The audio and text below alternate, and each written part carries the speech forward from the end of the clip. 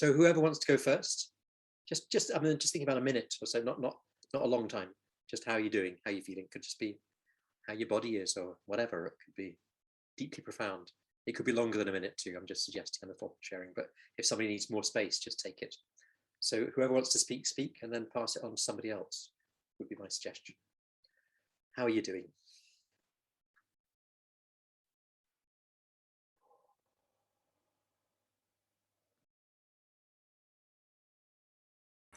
Hi everyone, I'll start us off. Nice to see you all. I've only just managed to join, so I haven't seen any of the other rituals. I'm quite sad that I've missed them, but I'm sure they've been wonderful. I'm looking forward to seeing whatever comes next. And I just got to Glasgow. I've spent all night on a mega bus, so I'm feeling quite tired.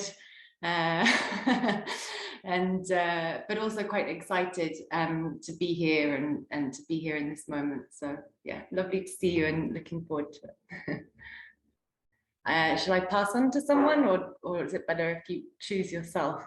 Pass on. Okay. Anahi, sorry if I haven't said your name correctly. Is it? Thank you, Lydia. Nice to see you all here waking up in South America and feeling you in my heart since yesterday. And I was working in something in the computer just now, and a lot of petals of the tree, big tree, like went through all over the house. And I say, what time is in Scotland now? And I felt the call. And I went to search, and you started like, I don't know, 15 minutes ago. So I am here. I feel very much connected with this super mega experiment. So thank you very much to be healing ourselves and the collective together. And I will pass it to Ian. Hello. Gosh, it's lovely to be here. There's a similar feeling. That thing is like, I've turned up halfway through a party. What happened? What do people know? Yeah, and the wonders that I'm imagining that you've all experienced. Yep, I feel good. I'm pleased to be here. Yeah, that's it. There's my son calling me, which is so rare, but there we go. That's lovely. Anyway, I'll stop. Yeah, lots of love to everyone here. You don't have to stop, Ian. Sorry, I meant if you're leaping for the phone, pass it on. No. I will stop. I haven't got very much to say other than hello.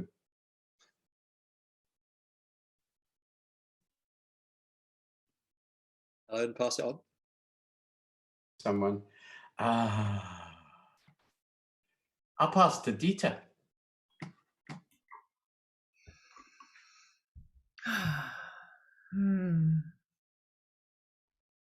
The sun is out.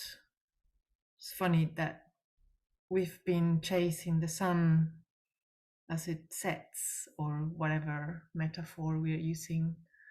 I love something that somebody said, Deborah, who came to the Turtle Island Murmurations, when I invited her, she said, oh, I need to finish my email now because the sun is about to set, and I go and say goodbye and thank you for the day. And it was such a small thing, and it was so beautiful. And I wanted to do that, and I forgot. Although I had a lot of chance this time, I just remember now. So thanks for that. Yeah, I feel in a very familiar place with an incredibly deep longing for a lot of the things that I've heard. And they feel like such a big medicine. I think the place I am myself, not necessarily Edinburgh, but the culture I live in, I felt for such a long time that something is lost.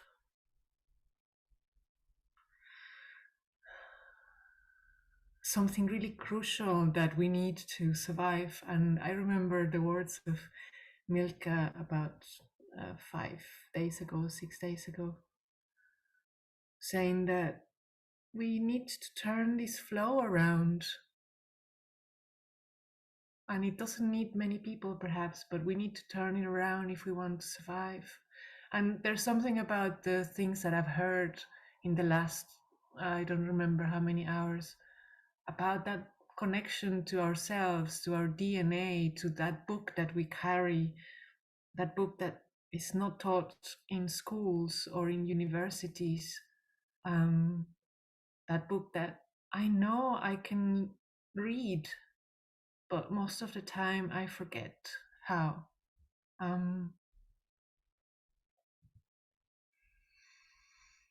And it reminds me of one of my first encounters with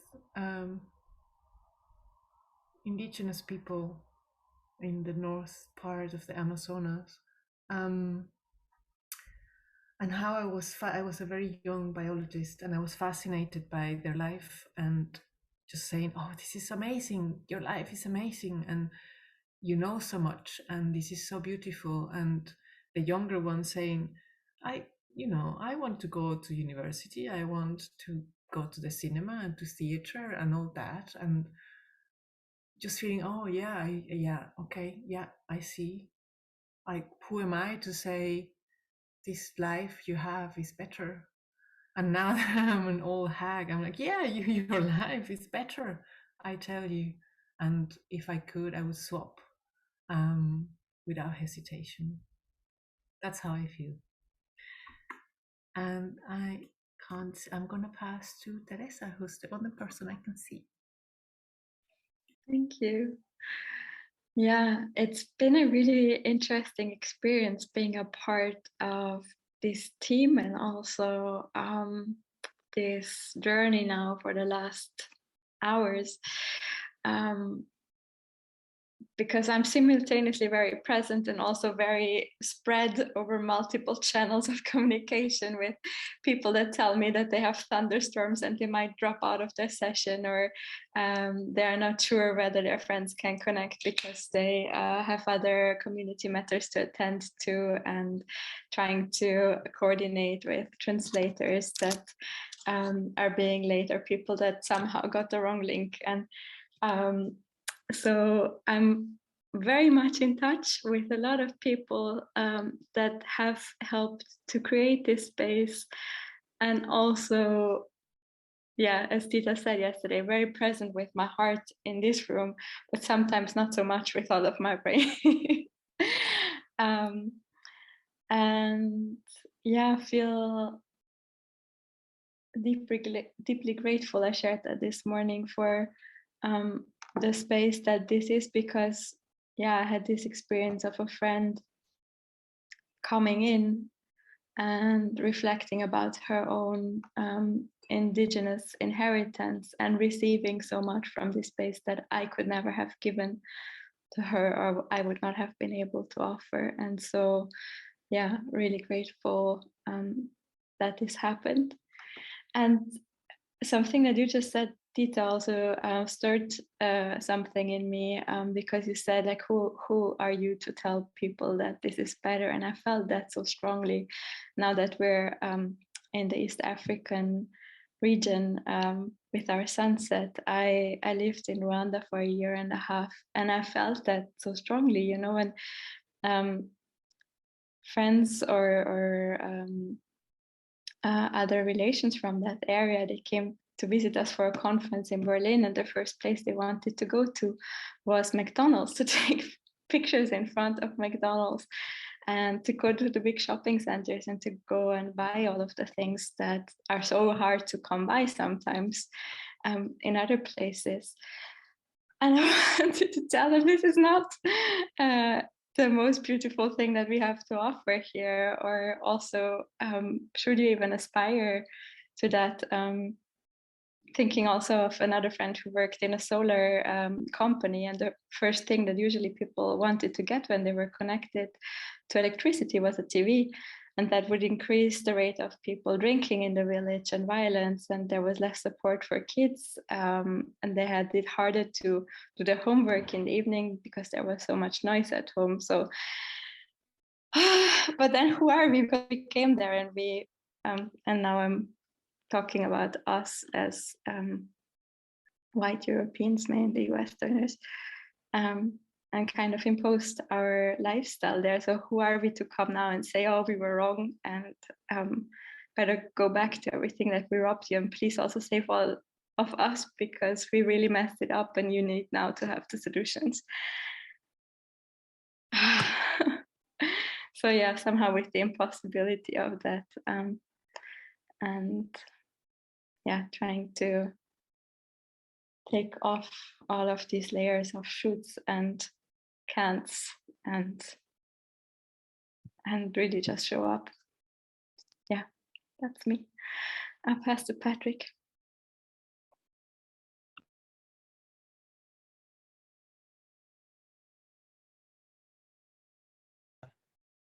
There we go.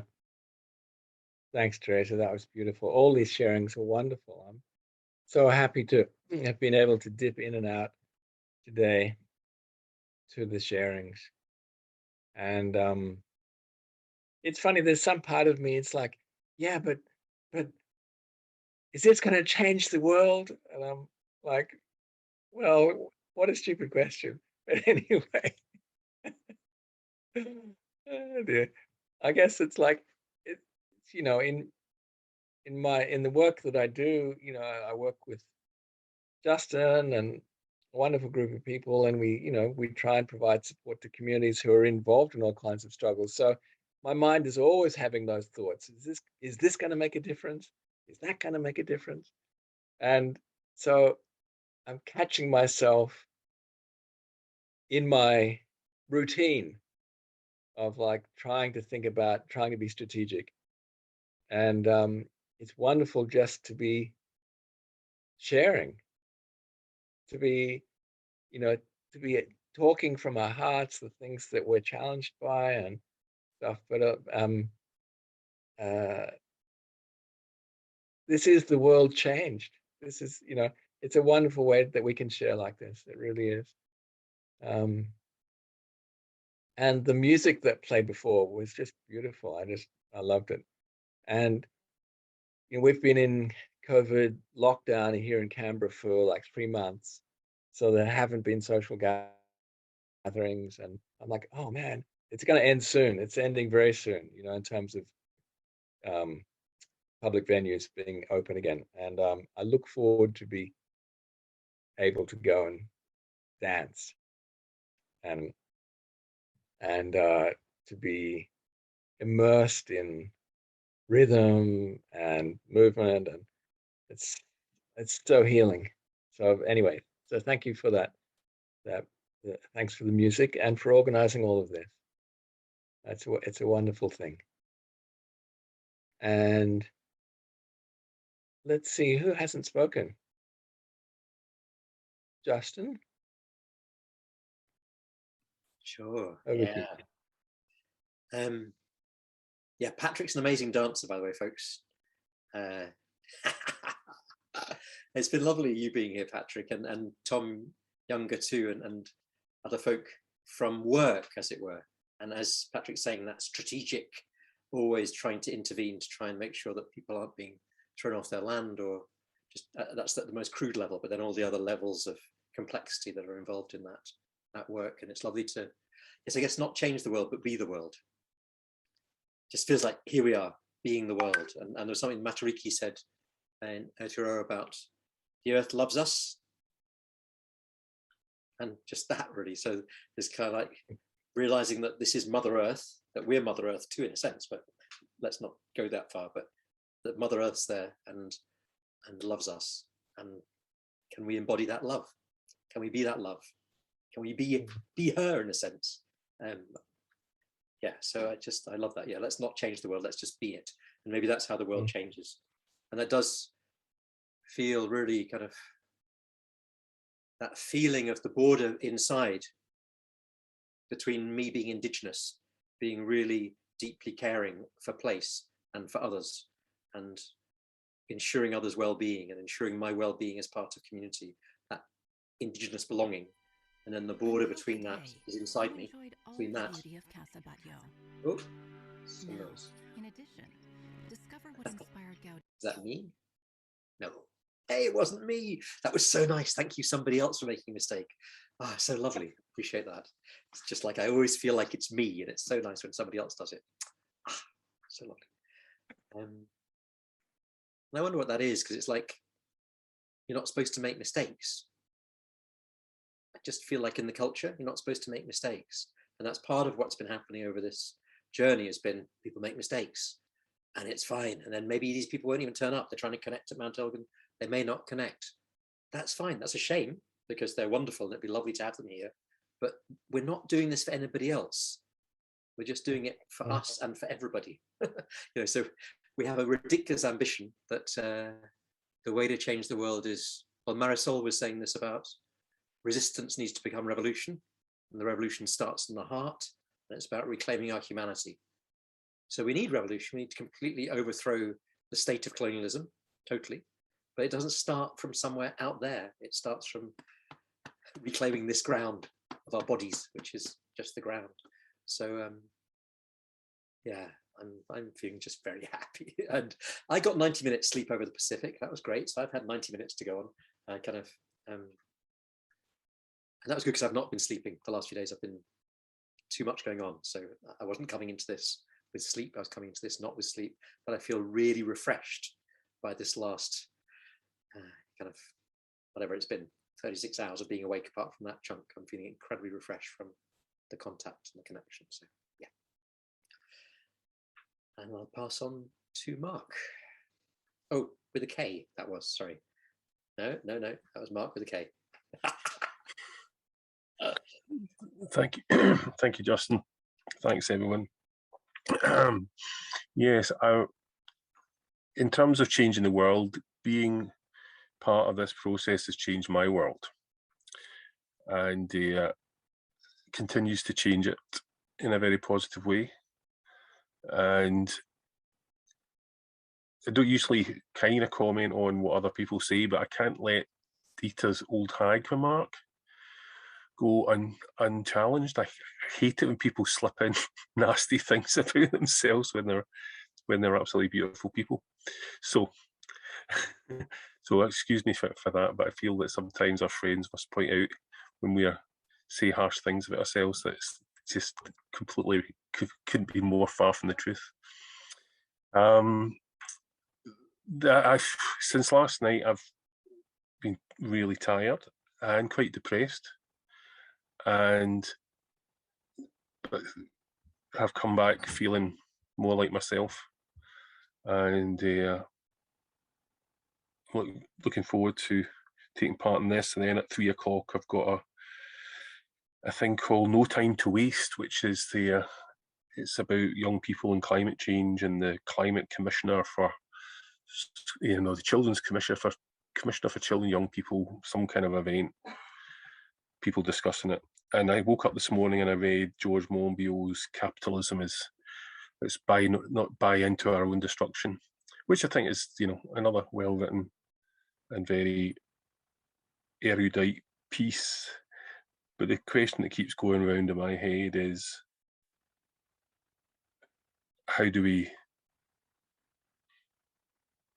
make the knowledge that is there? How does that become real in people's lives? How do we just stop the destruction and stop the cycles of pain and for me, that's what this is about. It's about another approach to saying what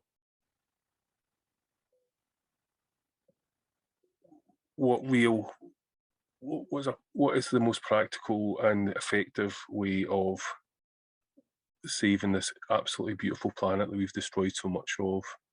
And I think for me, it's also about creating a space where it's really worth living, not just about survival, but about flourishing. and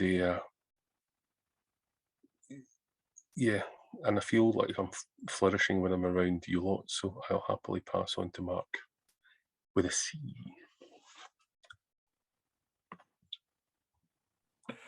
Thank you, Mark. Yeah, it's been beautiful. I managed to get a proper night's sleep, so boo-hoo to you though. But I was up to hear the West Papuans and the Indonesians, and yeah, it's been beautiful. It's been a real honor. I think especially with the West Papuans, who it was overhearing their conversation. It was just really felt like an honor to be allowed to hear that, and yeah, in some sort of small way to be part of it. It was beautiful.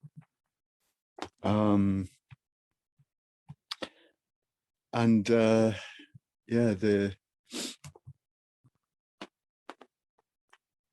I can't remember why it popped into my head, but the phrase that popped into my head a little earlier was that a journey of 1,000 miles starts with a single step. And I think this is a big, significant step.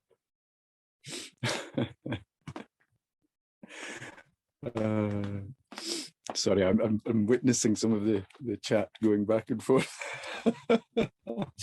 which is very amusing. Yes, this is a significant step, and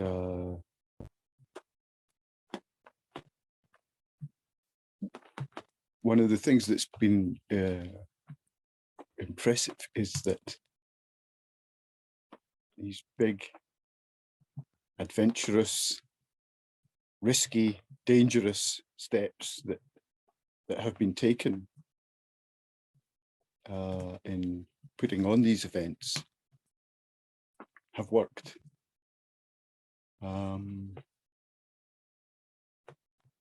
Yeah, and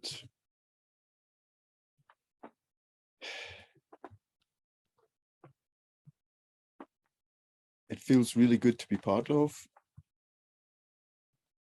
It feels like we're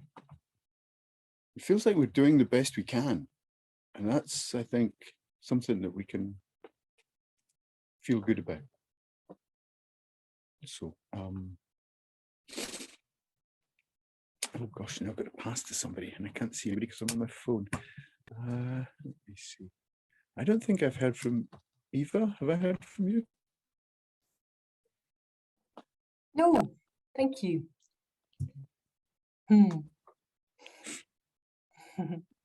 I like that chat about hags.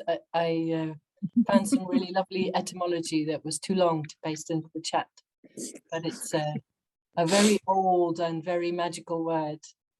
And like so many words to describe women, has become denigrated and an insult. But it wasn't to begin with, quite the reverse. So yeah, good to reclaim the hag.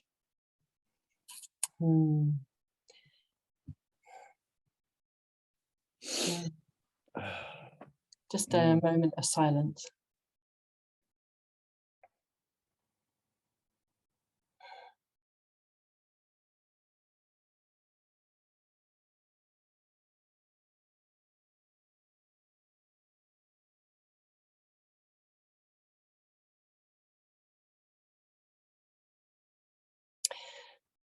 I think what this process is doing for me, because we are trying so hard to walk our talk and to be as decolonial as we can be, given that we can't be, but we can try and we can move towards it, that it's an ongoing, it's like therapy. It feels like an active healing process for me to face, to uncover, to unpeel, and to recognize the hurts that I've carried from growing up in a system of domination. Hurts around connecting with other people, around being in meetings, around organizing processes, around speaking in public, around taking power and sharing power, around loads of things. And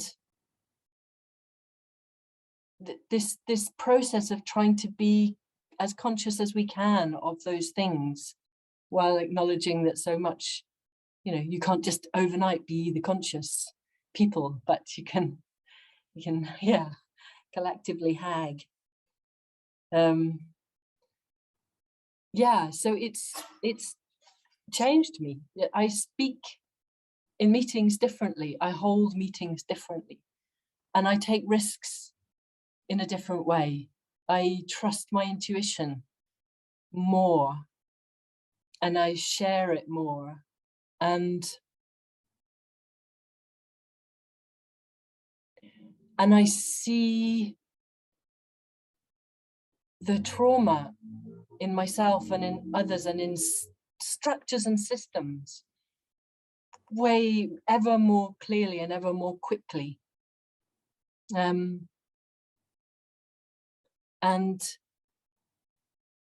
I so much believe that this process that we're doing, and that lots of other people are doing in different ways, is a process of collective healing and hagging and reclaiming the magic that's there when we connect in the present moment, because there's so much that is magic within us and in our souls, in our ability to really connect more and more deeply with inside and outside, and with Mother Earth and all her other babies, all the four-leggeds and the stones and rocks and mountains and plants. And yeah, it is, collective therapy is what we need, and that's what this is. And it may not be the thing that changes the world, but it's part of that.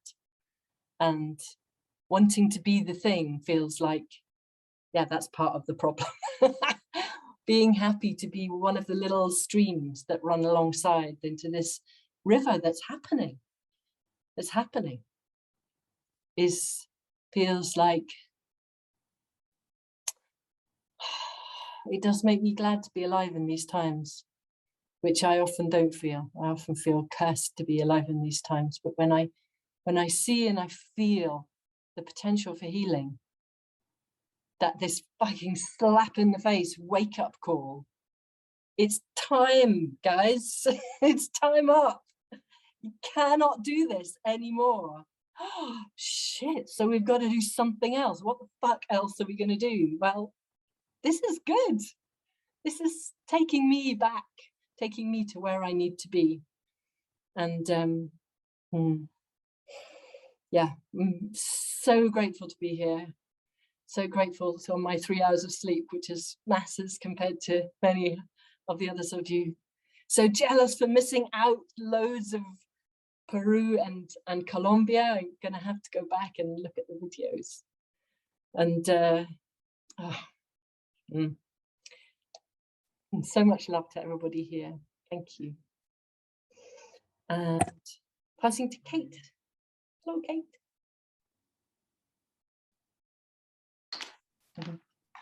Hi to everybody. So many faces and friends I know.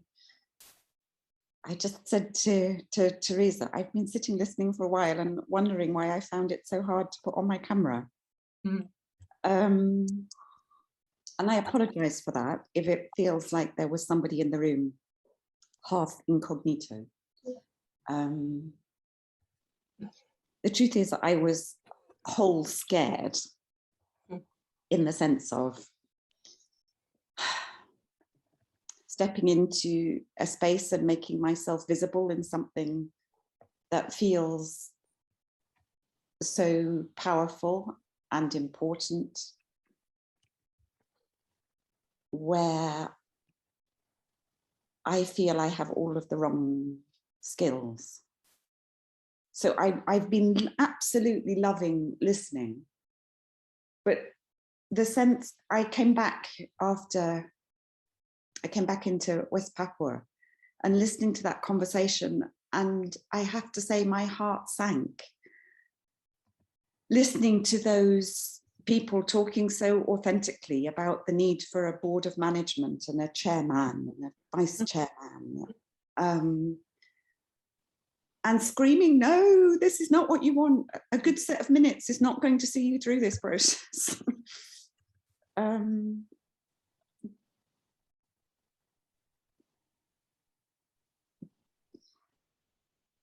So yeah, that's where I get stuck. I feel like we have gone around the world telling everybody that they need to have proper governance structures and boards of management. And then one of the participants in that group came through and said that the really important thing is being able to learn and to admit mistakes. But somehow that was slipped in at the side at the end. So that's a nice to have, but actually what you need is the proper structures. And my fear is that the proper structures is what generates all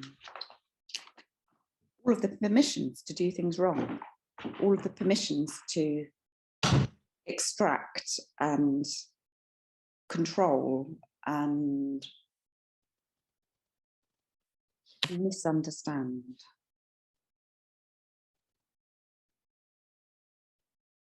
So this is a massively important space. And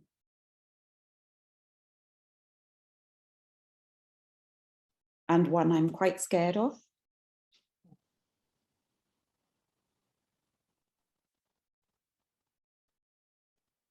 And I want more of.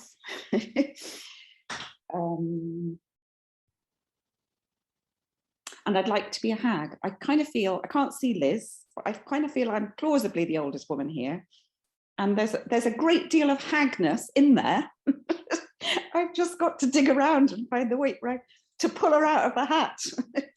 And when I do, I hope I will have something useful to contribute. But for now, it's not, I frustrate myself. But I'm here and I have at least switched my camera on. So maybe that's a step in the right direction. That was wonderful. Thank you, Kate. Can I just check, Liz, if you're there? You may well be asleep or making tea and not there, that's fine. I just wanted to give you a space in case you are there, would like to speak with your camera off. So just, it also gives the rest of us a moment's pause as well. So let's have a moment's pause.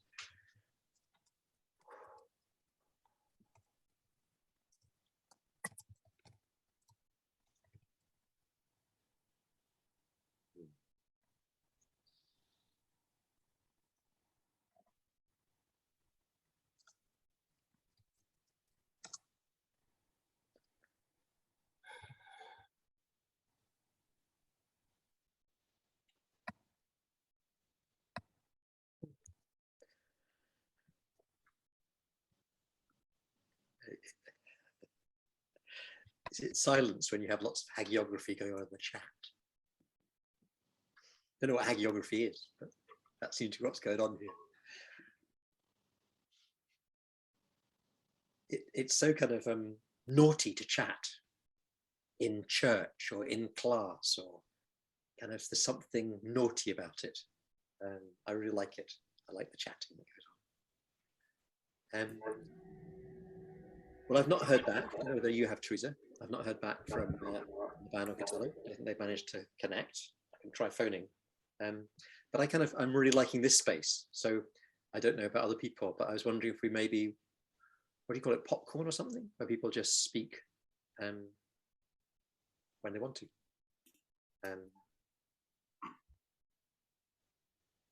And oh yeah, Dita, hang on, just 1 second then. So Pete's got a poem, but just before that, hang on. If me or Patrick or me and Dita have things on right now, noise. No, we're okay. It was just something about turning the world right way up again. That's all. It was just like, so hag, we've just turned that one right way up again. That's great. I mean, I haven't, you have. That's lovely. And Mark enabled that to happen, which was a blessing of him. That was wonderful. Yeah, just that I think starting from the premise that the world's the other way up than the way we're taught is probably a good way of coming at everything. Just that. Okay, sorry, Dita, I just wanted to throw that one into the mix first, but would love to hear your poem. Thank you. Maybe before that, one of my favorite words is ga. So that's hag upside down. Ga. You can use it for so many ways, in so many instances. And there's this, just a line before I share a poem that has been haunting me for the past few weeks. So this line summarizes something that I felt a lot during this time and just before, thanks to Justin. Silence makes the secretions of the mind visible. Silence makes the secretions of the mind visible. I like to imagine they are like nectar.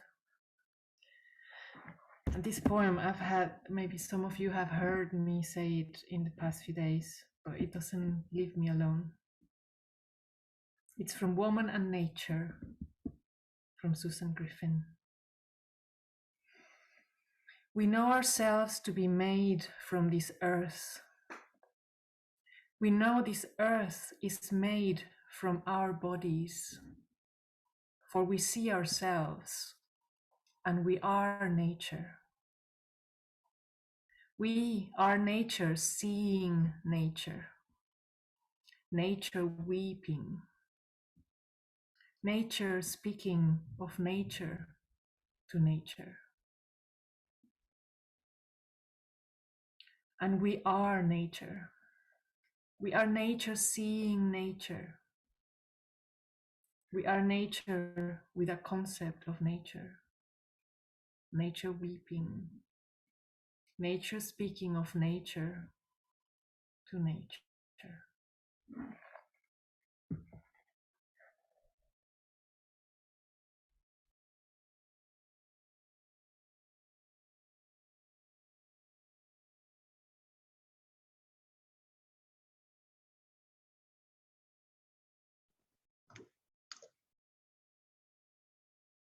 I would like to reflect on your words, Dita, and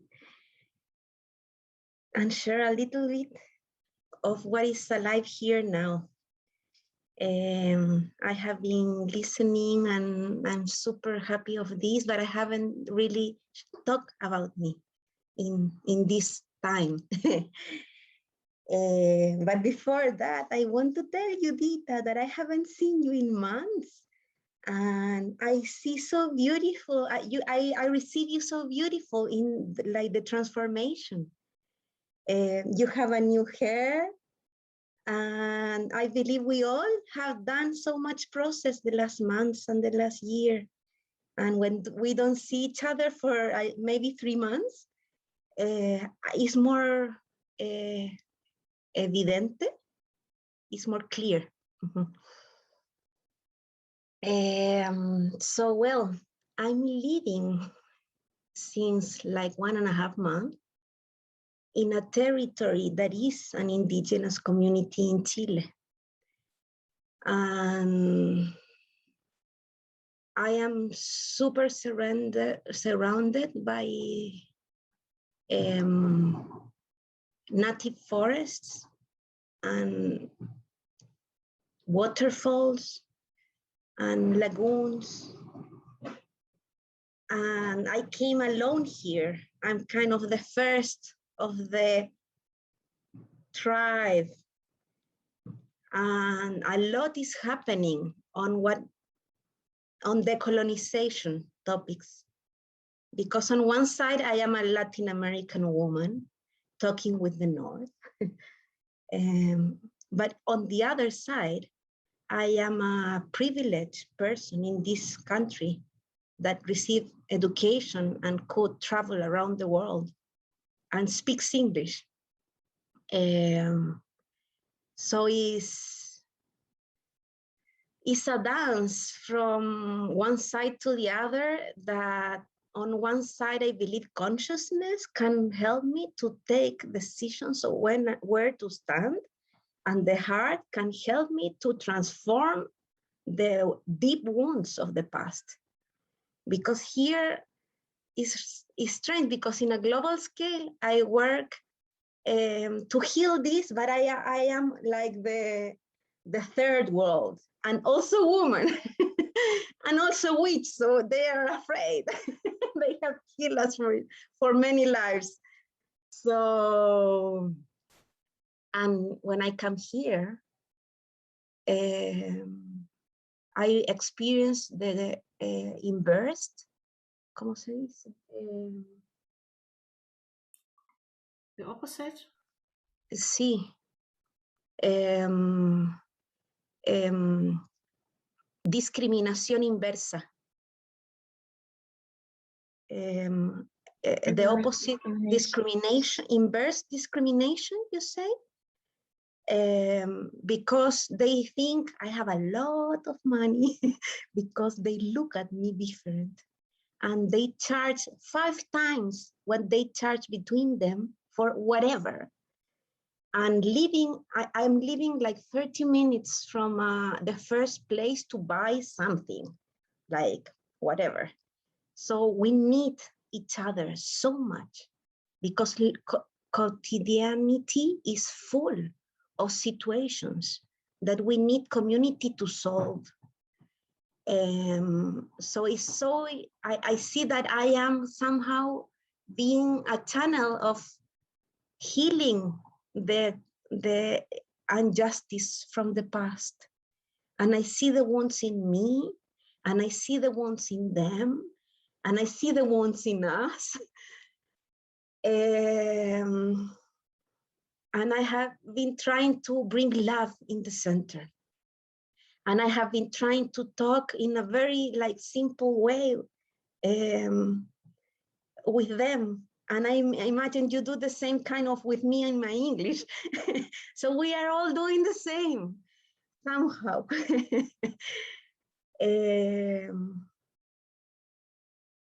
And the deep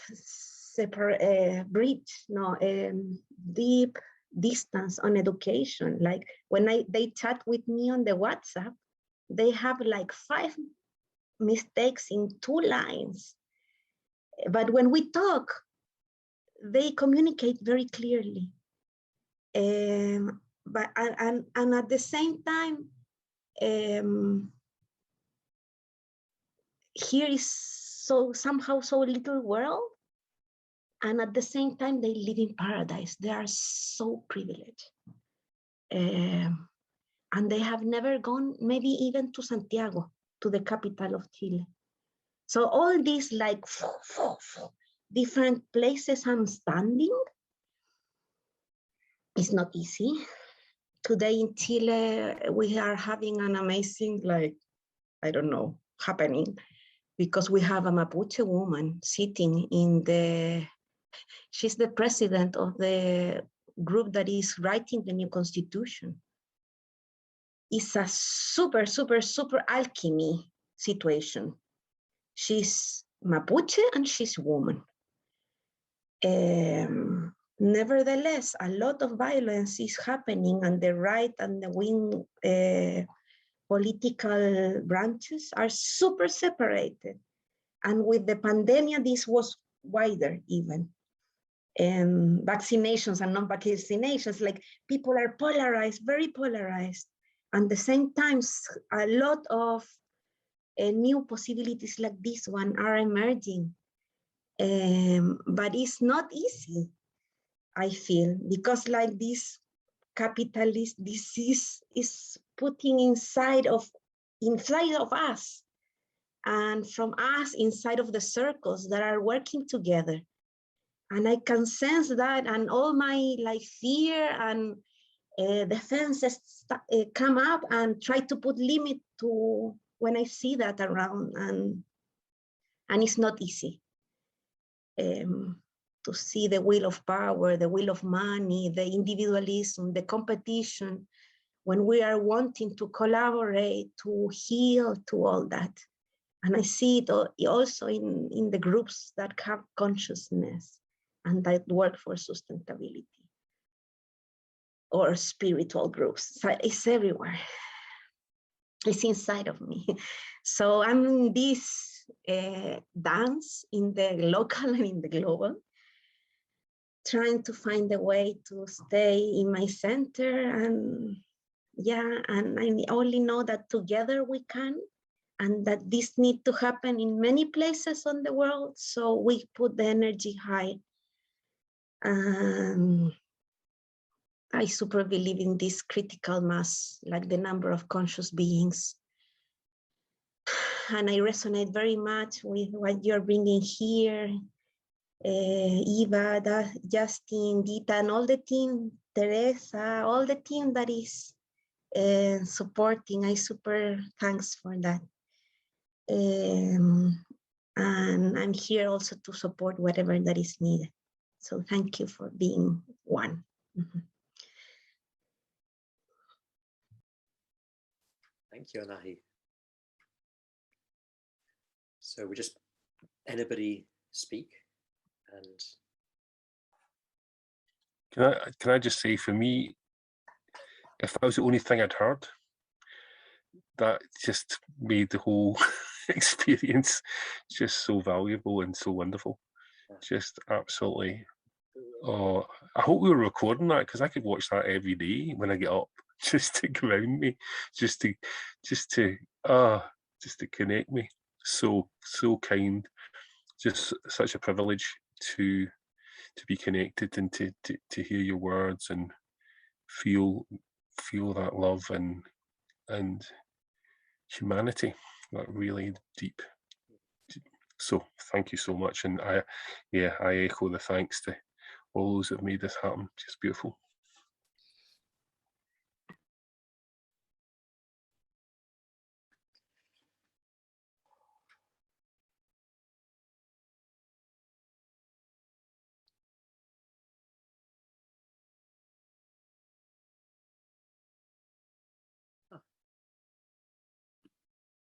I would like to say something about hagness, because I feel, well, for me, gender has come up really strongly in the last couple of weeks. Also because my partner has been invited to help facilitate a women's circle in the Polish mountains. So he was the only man who was invited into that space. And that was a very strong position to be in. But I thought that was really genius, because it is true that there is so much, hurt and violence over so many generations that has been passed on through the female lines, but men are part of those lines. And there is also a lot of female within men.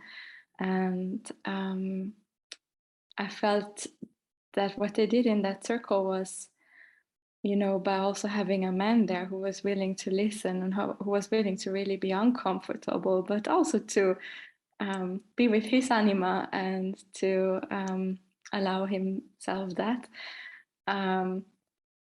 They kind of broke that polarity of it only being safe for women if they're on their own to open up and to be vulnerable. And I think that's very important also for this deeper healing to,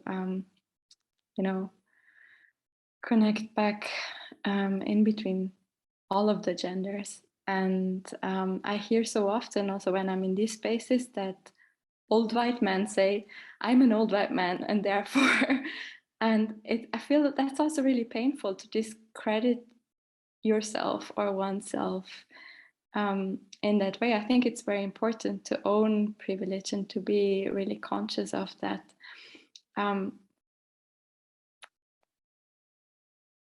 but somehow to go into pain as a reaction to that, and then to speak from that place is also not right. So yeah, really longing for something to shift when we talk about these gender dynamics.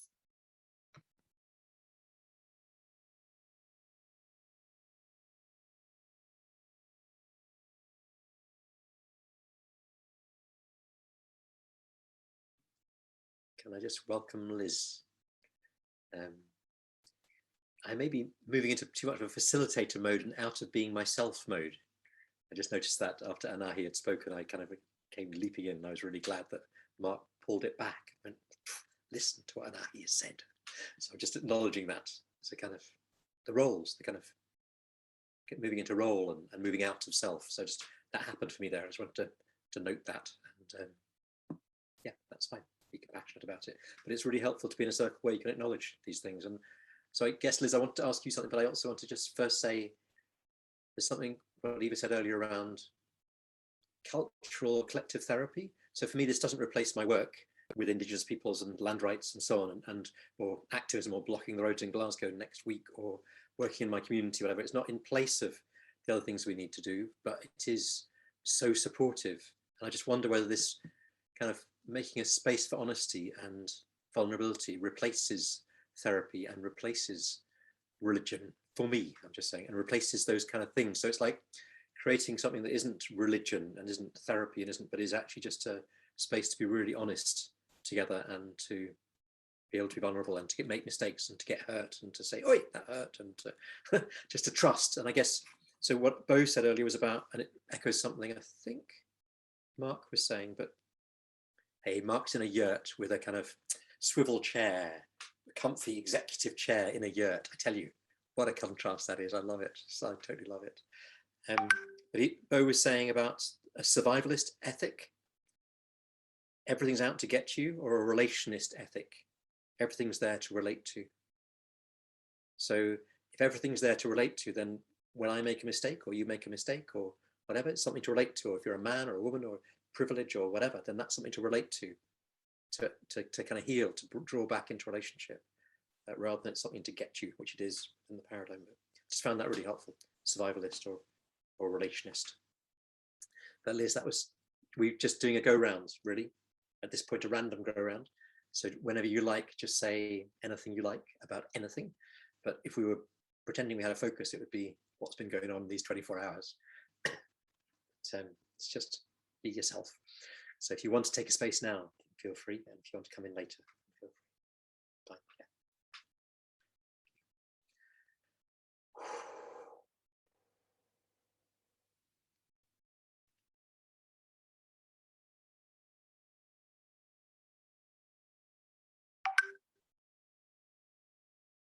I'm sorry, my last facilitation bit there is when we've finished this round, I want to say something around Mount Elgin and what's happening there.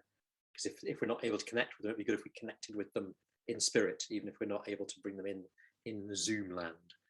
So just I'm proposing to do that after we finish this round.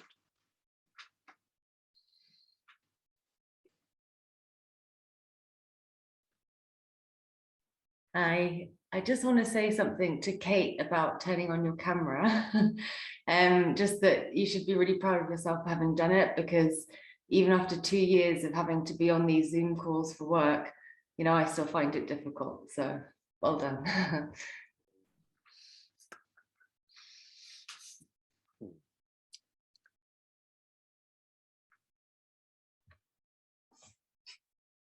Liz, is that a hand? Yes. It is a hand, yes. Thank you, after all.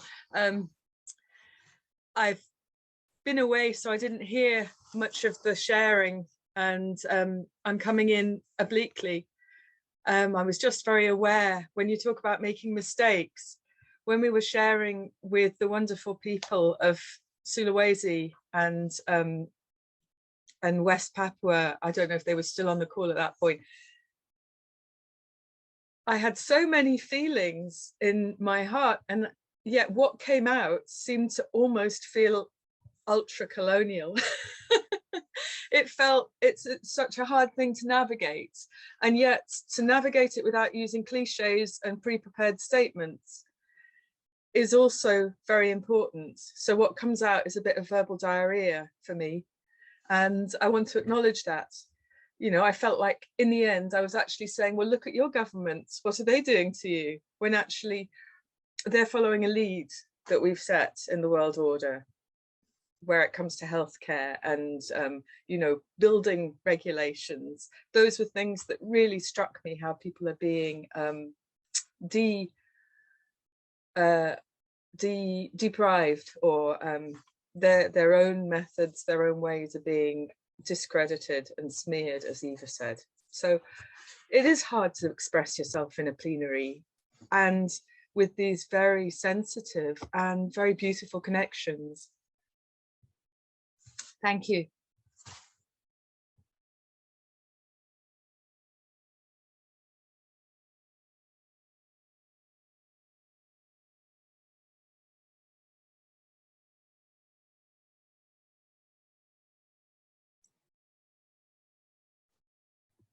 I don't know if I have something to say or not.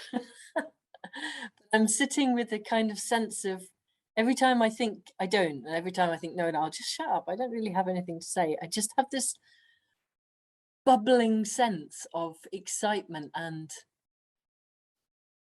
possibility. I just think I'm just feeling so incredibly blessed by having been able to be part of this. Even if it's just a one-off thing, even if we never do this kind of following the sun around the earth again. 2 years ago, even a year ago, even 6 months ago, I probably, you know, I wouldn't have thought that we could do this. Certainly before the pandemic, it wouldn't have occurred to me that we could follow the sun around. And there's something amazing and something absolutely lovely about the different people who we've touched in with and kind of got to know a tiny bit, and the strength of what so many of them were bringing. And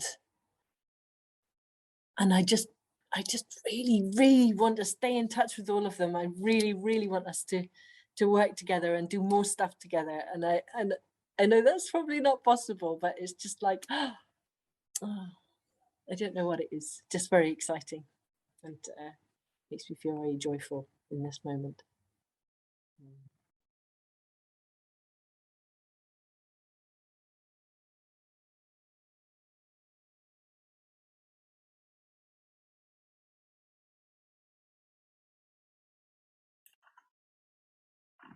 I think the hag is in the room, and in a very powerful way. There was this theme that came up several times where the feminine has been excluded as part of our colonial modernity and all those consequences. And the hag is also the medicine woman that was in contact, in touch with the hedges and the hedgerow medicine and knowing all that. So, and that's another thing that has been removed. And they come together somehow. I mean, I'm not saying that it's not something that men don't do. It's not about men or women. It's about that receiving force, that holding energy that we all have.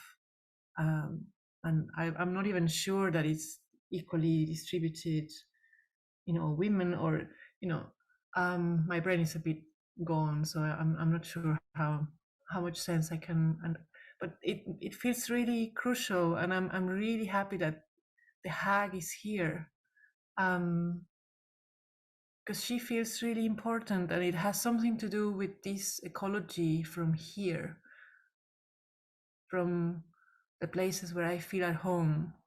There are hags more than Quetzalcoatls, and yeah. she brings a lot of wisdom, and in a very humble way, which I think is also important, to go away from the flamboyant solutions that so much of what we will see in the next 2 weeks will be just this big thing, machine that will do this and save the world. Well, the hag is just tending her hedge and healing people. And I think that's what I would like to see more in the world. Just quiet, gentle, soft regeneration. And I see it here in all of you. Maybe we are all hags.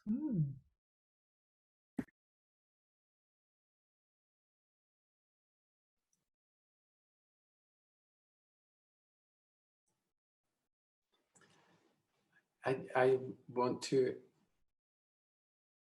want to say sort of I don't want to speak, but the only way of communicating is speaking. So that's a wee bit of a problem. So in that this is my first session, I just feel so quickly filled up like a vessel, and already the vessel is stretching. So I feel very tender and sad and sort of overwhelmed with joy at this, or compassion or something. So like so I'm filling, and maybe this is what you've all been doing, as sort of rolling round the mother of listening and filling. So yeah, I just want to say I feel really tender and honored, and I mean loving how the depth of people. You know, there's that liquid, this deep, deep pool of humanity. Makes me think most of the planet is water anyway. So there's so much flow. You know, it's lovely. People are talking from the land masses, but if you could get the whales on the Zoom call, is that, you know, the next invite, you know, and who are the kind of I don't know, octopuses or whoever else. It would be lovely if they could, you know, I love the spirit of inviting in that you folk have done, and having connections to invite. It's really lovely. So okay, that's me not talking in a talking way. Thank you.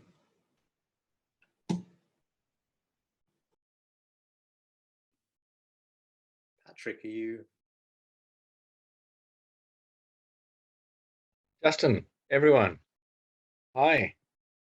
It's I'm going to say something and then I'm going to fade away because it's midnight here, and it's been wonderful.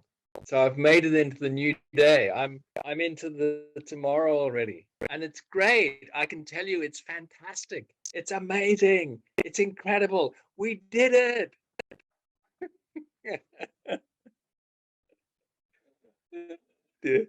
And look, I'm a techno optimist, you know, which is probably a foolish thing to be, but I am. And you know, we only need to devote 2% of our economies to this transition, the climate transition, and we only need to do it for 30 years. And then there's effectively free energy everywhere forever. So it's a very tight bottleneck we're going through in so many fronts. But the place that it leads to is abundant. in so many ways. And so for us also to know abundance already, to experience it in our lives, to manifest it, to appreciate it, to be whole and complete, we're embodying what's always been possible, and also the place where the world may well be heading. And I think that, you know, the conference in Glasgow, it's terrible how little they'll do, but in fact, the buggers, you know, we've all agreed we're going to halve global emissions in this coming decade. And that's not nearly enough, but it actually is a profound thing. It really is a profound thing. And it's going to leave a hell of a lot of cleaning up to do the rest of the century. But it's kind of like that sense of inertia, you know, getting the thing started is so hard and so much effort, but when it starts to move, it's rolling now, and the momentum will gather. And I basically feel positive in that sense, and in many senses, feel positive about change, and without in any way forgetting about what has been destroyed, what is being destroyed, and what will be destroyed. An immense loss, immense, and we should never. I should never forget that part of it. But I'm focusing also on the sense of this change that, kicking and screaming, we're all getting spun up into, and momentum is shifting. So that's, you know, that's very big picture, and it's probably wrong, but you know, or at least it's incomplete. It's not enough of a story, but it's rounded for me through being able to be present with you all and to share in the depth of our hearts what's real for us in our lives, and how we connect with ourselves, with each other, with our communities, with nature. And that's such a wonderful thing. And I look forward to doing more more of that with all of you, and with everything. So thank you.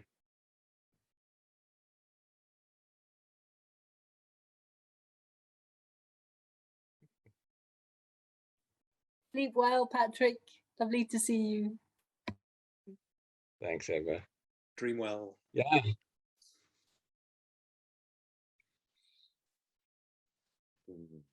How much longer are you carrying on? How many more hours? We'll be here tomorrow. You got to join us after the sleep. We'll see you tomorrow, mate. No worries. Yeah.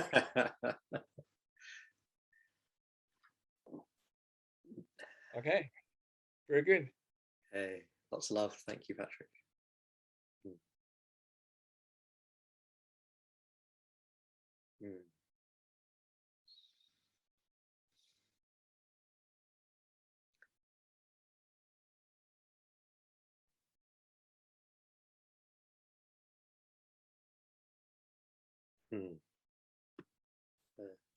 Crazy optimism.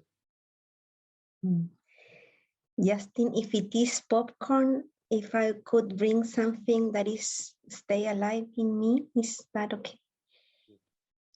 It's like an ethic dilemma I'm facing this moment inside on this kind of possibility of buying a little piece of land in the indigenous community. And on one, I have different voices inside. And I would love to, like, it's not the space, but I really would like to go for an advice round to see what to do with this. No.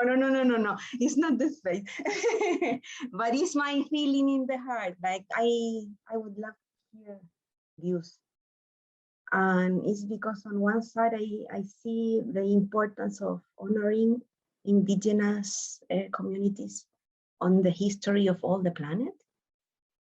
And at the same time, I can see that maybe because of colonization, of the cultures of indigenous people, many of them are having a lot of capitalism in their minds. And here even many of the people, because when Spanish people came, one way of colonizing was putting alcohol inside the communities. And when a lot of alcohol was there, they lost the center. And then evangelismo, Christianity, one of the branches of Christianity came, that is another colonization, and they didn't believe in alcohol. So many of the people took the religion to get out of alcohol. So they have been colonized, and we have been colonized in different layers of different situations. So today they can have maybe the last name, but they don't live as they used to live. They have the name of an indigenous person, but they are not carrying the culture, and they somehow have lost the connection or the principles. So it's very difficult that. And sometimes I believe maybe other circles of beings that have developed consciousness and connection with Mother Earth and ecology principles can take better care of the land than the people that were kind of the owners. And in my conversations, I tell them, I don't believe that anyone can be owner of a piece of land, but we're playing the game. And we're playing the game of the lawyers and the money and the writings just to take care of her. So it's difficult for me how to deal with that, because when they are too much hard and angry, they just fight against whatever. And in Chile, they have been fighting for centuries. So it's not easy position, and how to deal with that as an educated woman in this territory is like a surgery and a very delicate social web. And it's new for me. And I'm just maybe doing something that others had done or not, I don't know, but I believe it is part of the healing. And there, in that layer, I believe we are not separated. Like, we are not indigenous, Chilean, Scottish, whatever. There is a layer that all that disappear. And I want to be there. I don't believe anymore in boundaries of political boundaries or whatever. I believe more in consciousness and love.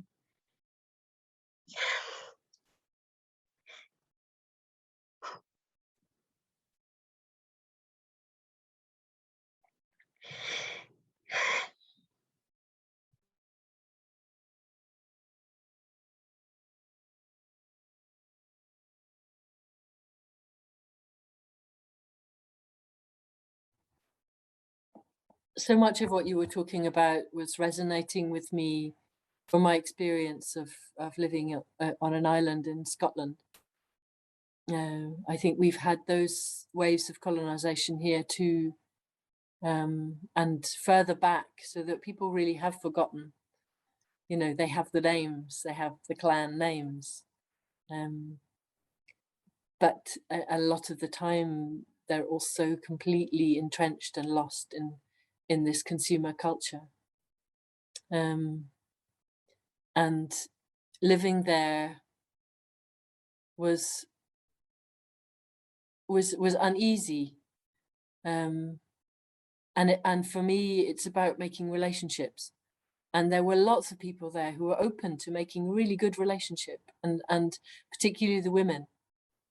There was a really good network of support between the women on that island, I think it was much harder, and maybe Justin could speak a bit about being a man there, but there was such a strong drinking culture. It was very hard to relate if you weren't just going to go out and get completely pissed with the guys.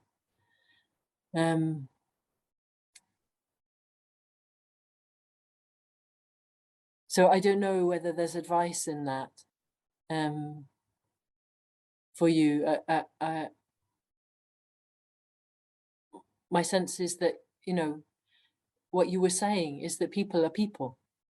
And, you know, there's lots in all of us, however much we're caught up with illusion, that is also healthy and caring and loving and connecting. But that stuff's also there, and if people aren't conscious and it's too painful to be conscious of it, then that can take a lot of navigating. The price of having found paradise.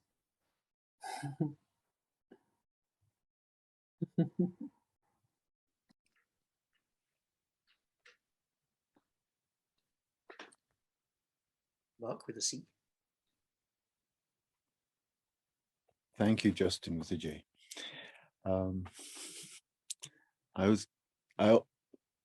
What I wanted to say was that the best advice I think you'll get will be from your own instincts and intuitions, and it's finding the peace within yourself to be able to hear them. I think something that come to me just in the last few years is to trust my instincts.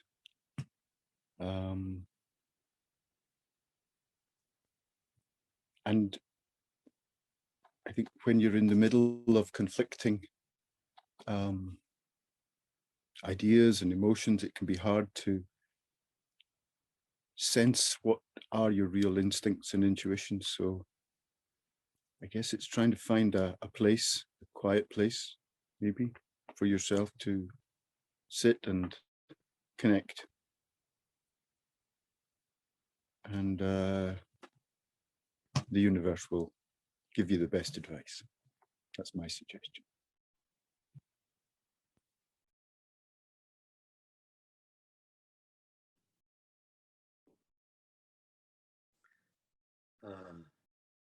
I love the fact, and you brought up something really difficult for me. Now, it's because I know also what Mark said there, because my instinct, my gut can be my prejudice and my common sense of my culture masquerading as that's human nature. So I love what you're saying, Mark, about the peace.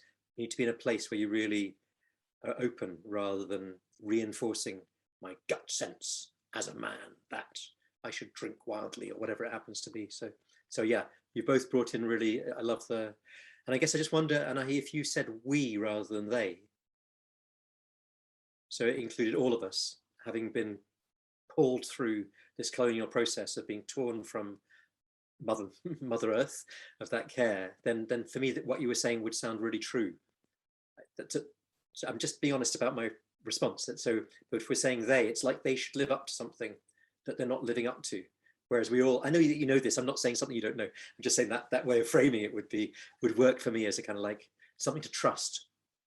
How do we not get drawn by evangelism and drink and all the rest of it? And as Eva said on Egg, when we were living there, the men were really gone, and you know, men who came who were really lovely men have also quite gone to drink too. So there's a real, you have to cross a line, and I didn't cross that line. So I did not become, you know, I'm a bad anthropologist that way. I didn't cross that line, which I should do as an anthropologist, which what I am.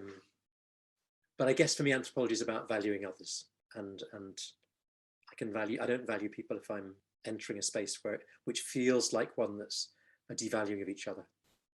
But it's much more complex, because alcohol allows for an altered state of consciousness. It allows for all sorts of wonderful things to happen, an expanded sense of self.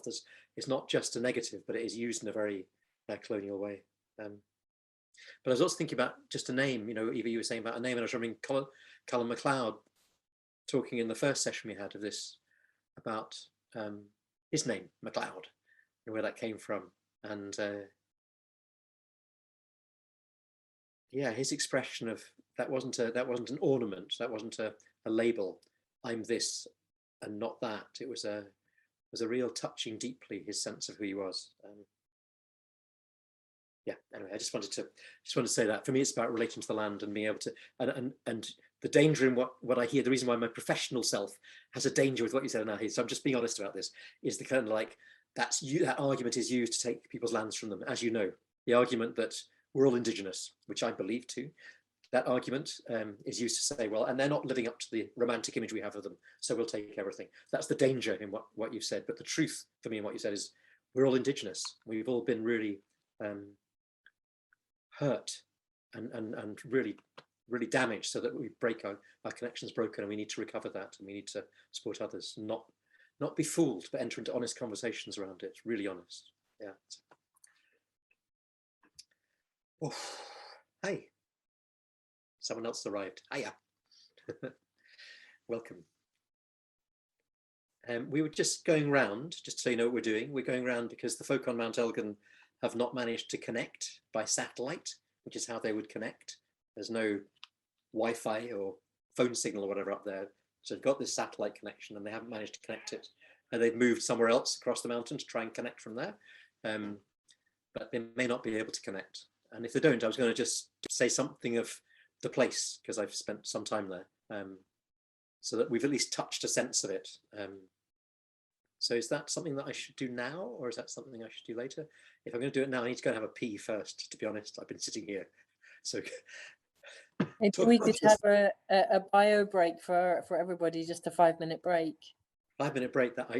1 minute would be fine, but 5 minutes, great. I'll get pee and tea then. That's great. Yeah.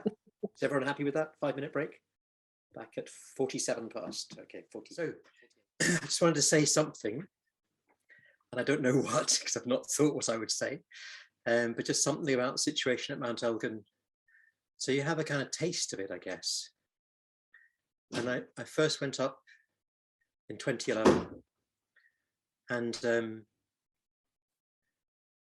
I remember being met by people dancing, actually. So it was really funny. I mean, they didn't meet me dancing, just dancing happened quite soon after I got there. And it was very much around kind of leaping up, just leaping up, this amazing leaping that they do.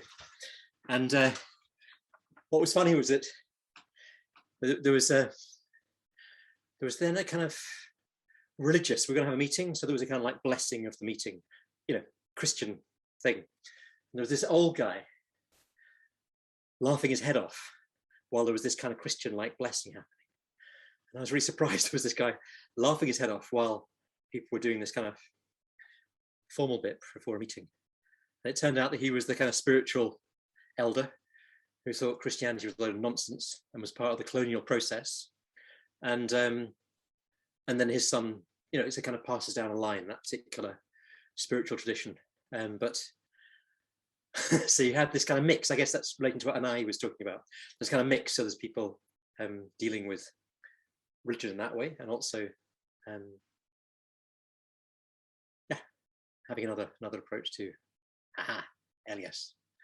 Great. Elias, welcome. Oh, we'll see.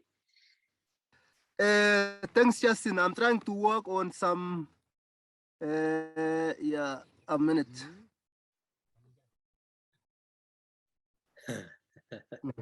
Elias, are you? Yes, let me work on something little here. That's fine, man. You do that. I'm just telling a story of going up Mount Elgin. You can come in whenever you like. So this is, okay. Well, there you go.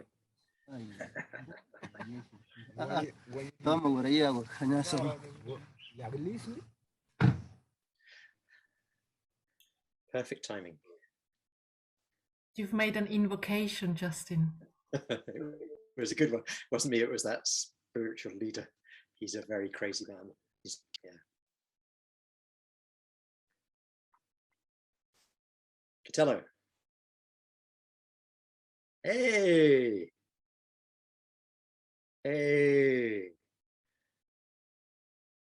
Sebagai. Mesin. Ah, wow.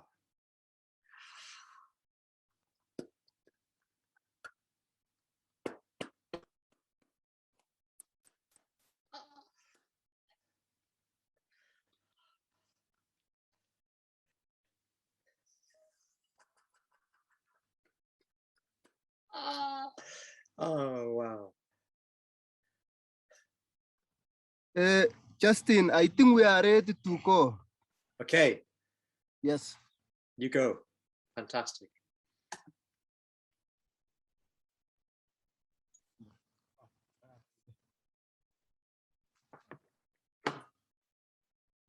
ngalal tengah laya beri umpo nang kalao ka mami kita jenetin kontra bias Mamute. Ah, sumi. Jangan mute. saya melutang saja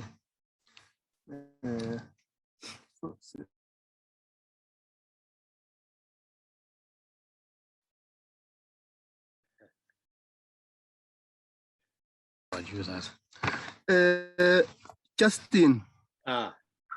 Yeah, on this sunset Extinction Rebellion as community, when community always meets, then possibly if there is something that touches community or anything that touches our community, we call a meeting like this. But first of all, I inquired from the elders is that I'll ask them maybe to speak in Sengwer or Kiswahili so that Kipchumba or myself or Mwalimia can translate how they are starting their meetings until the end, so that at the end of it, during sunset, normally when they have their meetings before sunset, then they end up with blessings or prayers. So what I'm going to do is keep one of them, Kiptugaya, to tell us more about how Sengwer meetings are conducted, and especially during such meetings when we are connecting with other people on this day where we are connecting with other Extinction Rebellion communities in East Africa. Elias, so, just before we do that, can we check with Kitello, because they've not managed to connect from Mount Elgin. So can we just check with them first if they want to join us as well? Is that possible? Okay. Can I just have a quick check just before we come to you? So we'll be with you just in one moment. No problem. Don't go anywhere. Okay. It's wonderful to see you. It's wonderful. Hey. Okay. It doesn't rain anymore. So Kitello, is he? Have we lost him? Yes. He was just here, and I think he disappeared. Okay, so maybe we are moving on. Okay, we're moving on from Mount Elgin then, it sounds like. I think their connection's coming and going. Elias? Yes, Justin? So we had Kitello for a moment there. They've been trying to connect from Mount Elgin, but they haven't succeeded. So I think you go ahead. And I see Kipchumba's joining too. So you go ahead as you were going to, and I'll let Kitello know. Yeah, so please go ahead. Okay. If I may jump in. Sorry to interrupt, but just for one moment, because Kipchumba is here as well, who will help us to translate from Swahili to English. I will set up the translation. Everybody who does not speak Swahili can also switch to an English channel. Are you okay if I start, Kipchumba? Let me contact Kipchumba.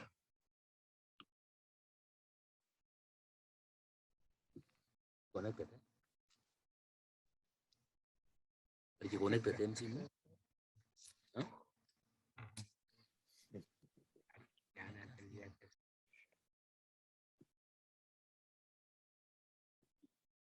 Hello.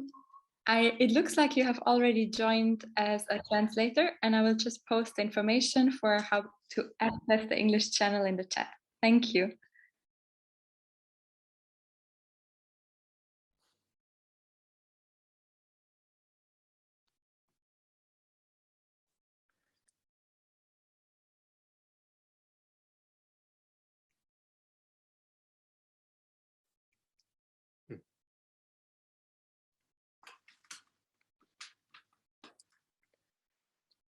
Sengwer.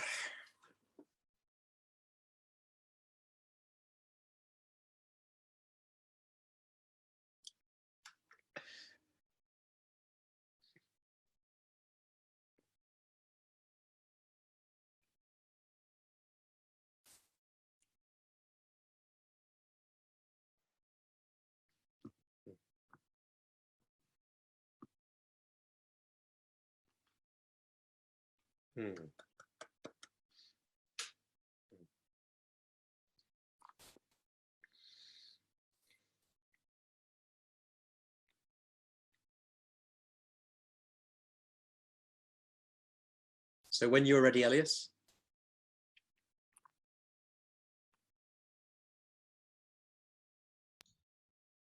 We can't hear you at the moment.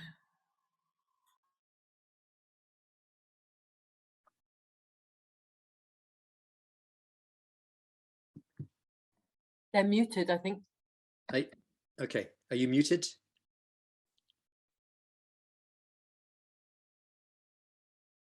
Oh, Kipchumba, are you going to translate?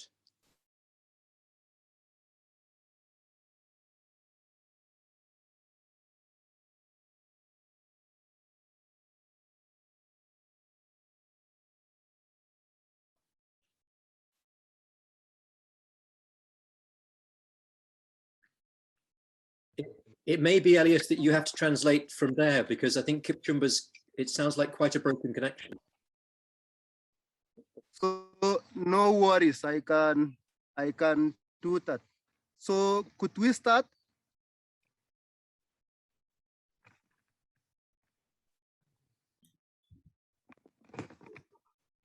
Yes, please.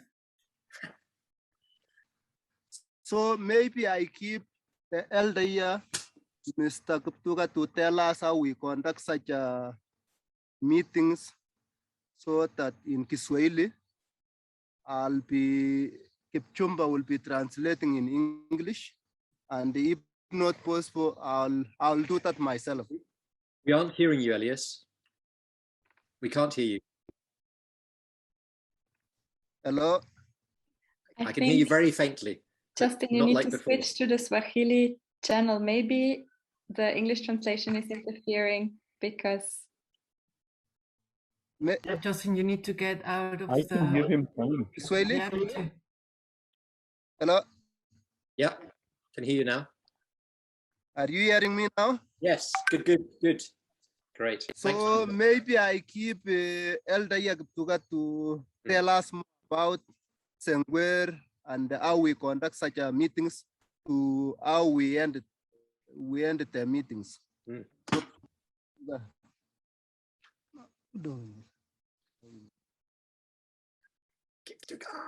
I don't know if you can hear him.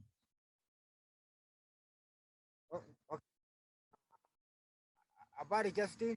Habari, Chipgai. Umge missing. Eh, vizuri sana. Salamia wengine.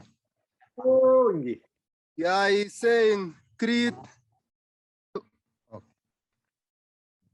So, Sengwer, tangu zamani tulipokuwa na tangu tulikuwa zamani mpaka waleo, sisi bado kusahau mila yetu.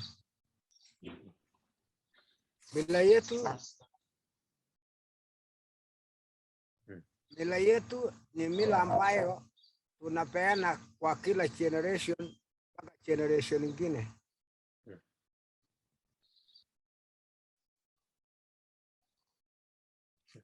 Ni kitamaduni yetu. Wakati tunaita watu wakuje mkutano, wakisha kuja, kuna vile tunaanza na kuna vile tuna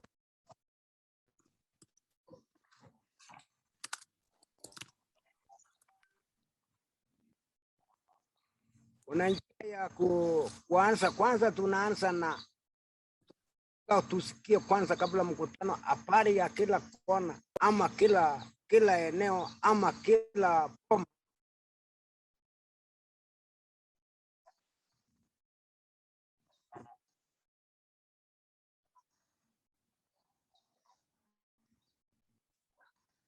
tunataka tujue usalama ya kila kona iko sawa, haita ni njaa.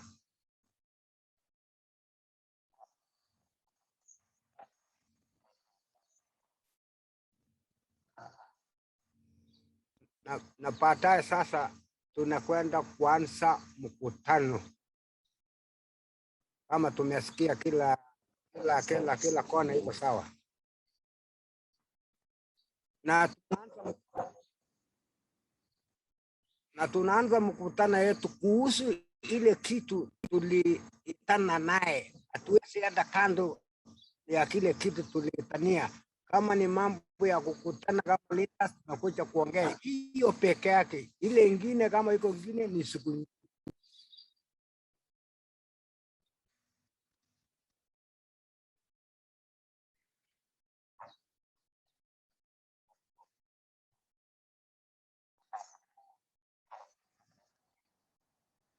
Na ile kitu tunaheshimu kwa huko, vijana waheshimu reka, wazee wa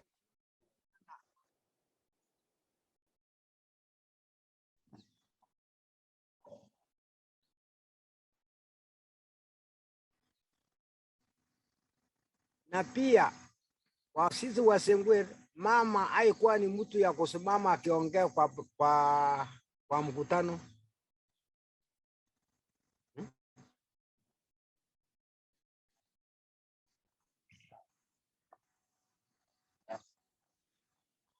Na tunaruhusu watulie na watasema kupitia the elder.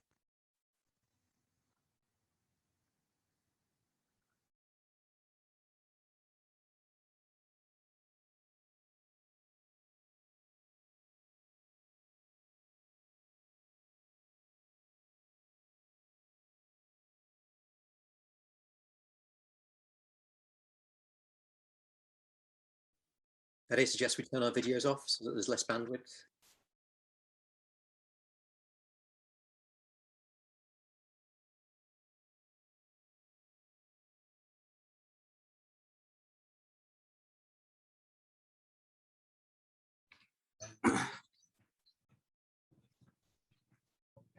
Lakini inaonekana sasa hata kila mtu anaonekana kwa vile anaweza. Perfect. Okay, we can hear you and see you. That's great.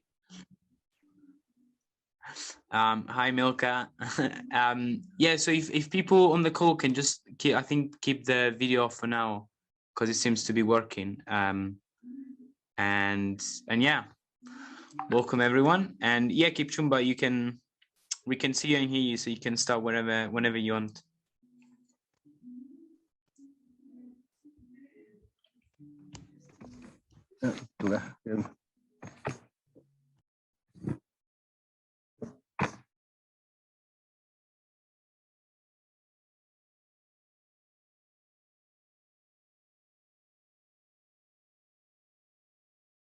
Sasa pia walikuwa wanajua yote ya kutumia kuongelesha jamii yake, na sasa sana sisi kama jamii asilia ya msitu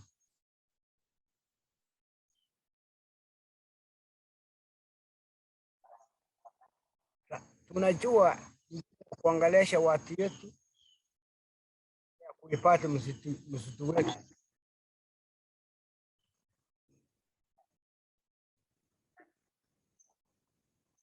Na mpaka sasa sisi hatujakosa hiyo akili, bado tuko naye.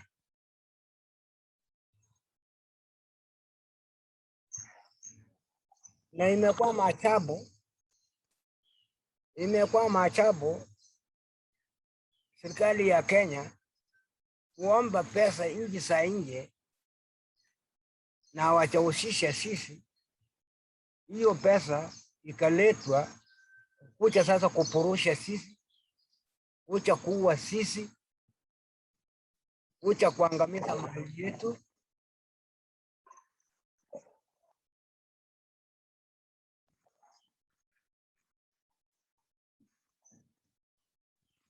Ile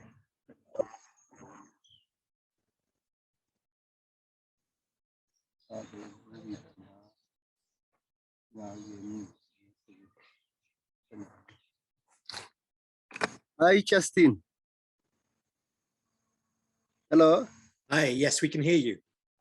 Yeah, I think there was a point Kiptoga was trying to elaborate on how we were starting our meetings until we ended them before we went.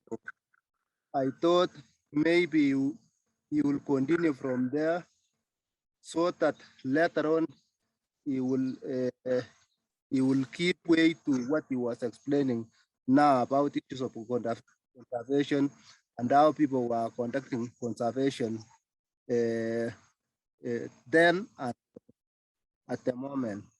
So maybe he was explaining a bit how Sengwer set up or how they organize themselves in such a meetings in order to control their lands and decide for themselves. So maybe it continues from there, then later on it causes now these issues that are affecting them currently. That's great, Elias. And maybe you can summarize after each part because we can hear you very clearly.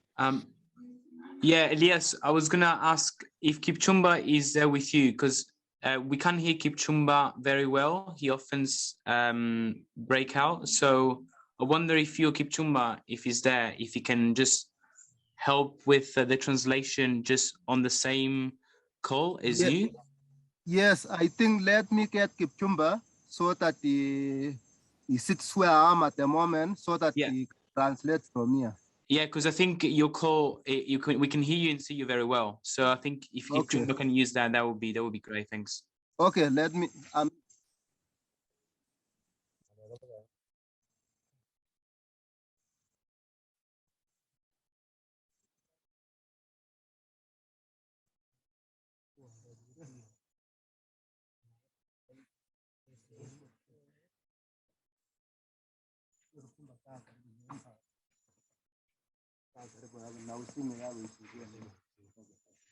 think you can explain for me. Okay, Justin, I'm now here. So I'll be translating from the same meeting. Wonderful. We can hear you clearly. Thank you so much. Okay, thank you.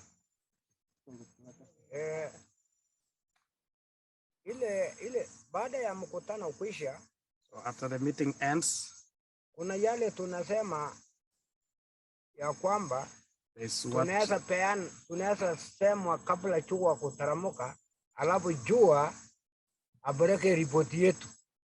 After the meeting ends is what we say that before the sun sets, we say so that the sun will take our message. Asubuhi yake kesho yake atachomoka asubuhi na mazuri. The following morning the sun will rise up with goods. Ama imekuwa tayari tumeachiliwa. After our message or our prayers have been answered. Na ni sana ile vitu tulikuwa tunaombea ni ancestors. And mostly we used to pray to our ancestors. Ancestors, watu tunaheshimu. We still respect our ancestors and remember them. Kwa sababu sisi ni jamii asilia ya msitu. Because we are an indigenous community in the forests. Kila mwaka tunatengeneza maratina ya kubless ya kuweka kwa blessing yao. Every year we prepare the traditional brew so as to bless the elders, the ancestors. Hiyo ndio kitu inafanya sisi jamii ya msitu tunabado tunachunga msitu mpaka wa leo. That's what makes us the indigenous communities living in the forest to continue conserving the forest up to today. Na wakati wa kutahiri, and when we were initiating our young boys, tunatahiri na kubonza njia ya kuhifadhi msitu. We initiate them and teach them how to conserve the forest. Alafu wakumbuke kwa ile generation nyingine atakuja atakuwa ni tayari wamefunzwa vizuri. so that they remember for generations to come. They will already have been taught very well. Na itakuwa imekuwa sasa ni mashangao siku hizi. Serikali wanatikaseti msitu ya wenyewe. It's now a surprise nowadays that the government is gazetting our forests. Wanasema forests sisi ndio tunachunga. They are saying they are the one conserving the forests. Na hapo ndio ilifanya msitu yote ya jamii asilia kuisha kwa Kenya. And that was the genesis of the depletion of indigenous forests in Kenya. Na wanaomba pesa sasa nchi za nje. They are now sourcing for conservation funds from outside the country. Na kuambia na kudanganya huko tutakwenda kuipatia msitu na kumbe ni ya kukuja kukula na kuanza kuborosha watu, kulazimisha kuua watu, kufanya mastara mingi, yani kuchukua mali ya watu, kutumia nguvu kupita kiasi. And lying to donors that they are going to use the funds for conservation, while in real sense they come and loot the funds, they use the funds to evict us from the forest, they kill and they maim us using the donor conservation funds. Na kama ungekuwa na uwezekano watu kutoka nchi za nje kukuja direct mpaka jamii asilia ya msitu. If it was possible for the people who are funding those conservation agencies to come directly and see for themselves the indigenous communities, hapo ndio sisi tungetambulika kwa hii dunia. That's where our role could have been appreciated in the world. Na kwa sababu wanasema kwa sababu ni serikali, and because they are saying that the government, wabatilishe ile policy ya kwamba tunakwenda kuipati na kumbe inakuja kuharibu. They are alleging that they are making policies alleging that they are coming to conserve and yet they are coming to destroy. So hiyo itakuwa ni makosa kwa watu wa nchi za nje na sisi jamii asilia ya msitu. So they are wronging both the donor agencies and us the indigenous communities. Na kwa huu muda and for this tuko ama kwa hii generation yenye tuko wa mwaka tungetaka wapatilike ama wapatilishe. And for this time that we have, this generation that we are living in, we could have wanted them to change. Msikubalie mpaka wakubali ili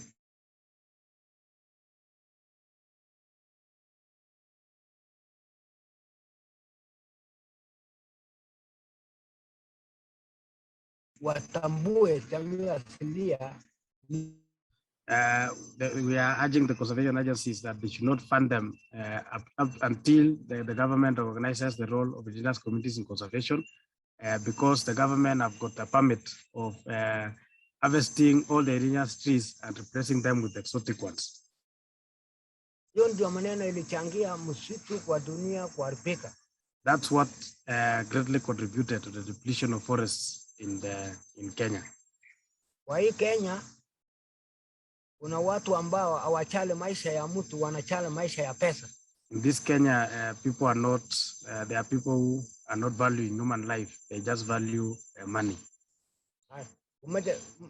Hiyo tunataka kukemea na kueleza watu wa nchi za nje waelewe. We want to condemn that and let the donor conservation agencies and people of the world to understand. Ama kuna njia nyingine ya kuanzisha kama vile Red Plus nini, hiyo vitu ndio wako wanakuja ile ya World Bank, walikuja kuharibu watu, Red Plus tayari watakuja kuharibu watu, EU tayari wameua watu wetu. Nikana sasa wasipobadilisha pati tunaumia mpaka.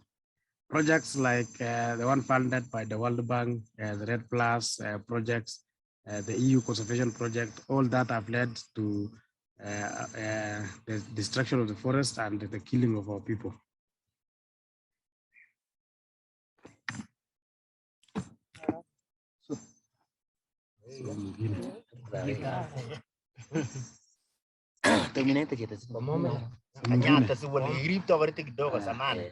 So, hello, Justin. Hello, Elias. Yeah. Yeah, maybe we keep we keep one elder again to explain and also how they were conserving their forest, and also we can, and then after that maybe an elder woman to speak about us. Okay, I think we're going to hear from Luca. Okay. Okay, asante sana. Mi naitwa Luca Kiraton. Thank you very much. I'm called Luca Kiraton. Na kusalamu bwana Kurema. Justin. And greetings to you, Mr. Justin. So kulingana na kama vile wazee wetu wa zamani vile walikuwa na ibati msitu. According to how our elders were conserving the forest. Wakati wa kiangazi walikuwa wanapeleka ng'ombe mahali pa mbu hawezi mea. During the dry season, they used to take livestock to a place where bamboo is not growing. Alafu wakati bamboo walikuwa wameenda juu, so ng'ombe anarudi kula banda hiyo. And so after the bamboo has grown and fully grown, then they will take livestock to graze there. So sasa kulingana na wakati huu serikali waliingia. But when the government took over the control of the forest, ndio walikuja wakaharibu msitu kabisa. They came and destroyed the forest completely. Walikuwa wanachoma manyumba zetu. They burned our houses. Sisi tunaenda kubiega kuchengea. We go and clear the bamboo to rebuild again. Kwa sababu hatuna mahali pa kuenda. Because we don't have any other place to go. So kama serikali wangetupea.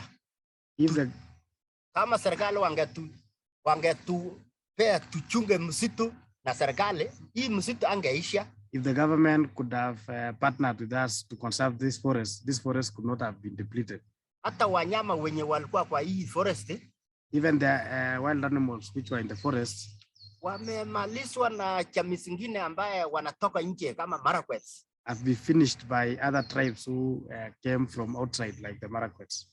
Kwa sababu wakati serikali waliingia kwa msitu wakasema msitu sio ya Sengwer. Sasa Marakwets wakaingia na kuambia sisi msitu si yenu, ni ya serikali.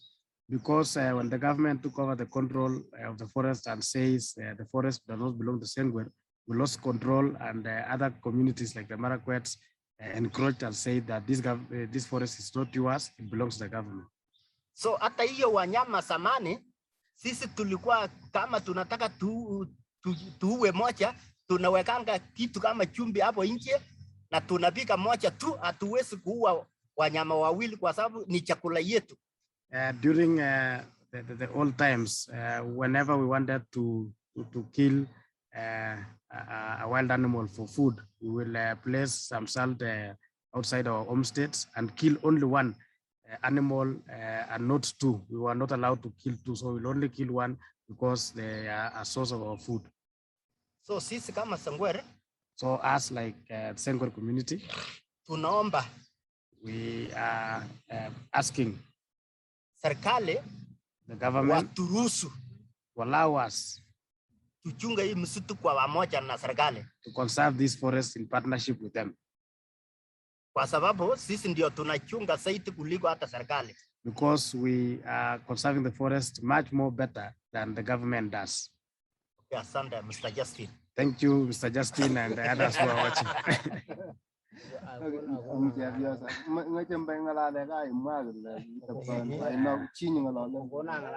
Kila mtu ataongea, kila mtu.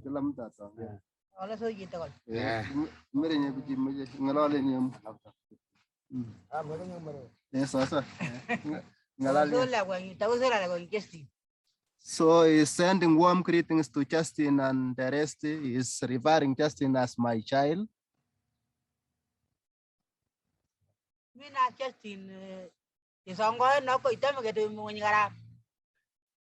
So he's saying we are so much surprised because of what is happening around us nowadays.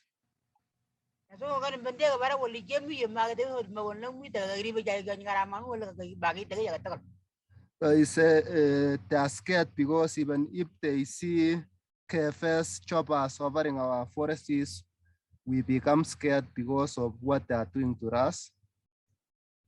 So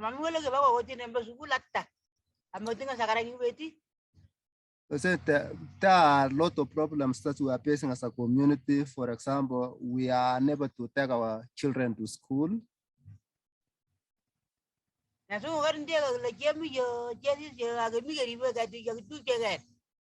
So he's saying we are friends with forest and trees. So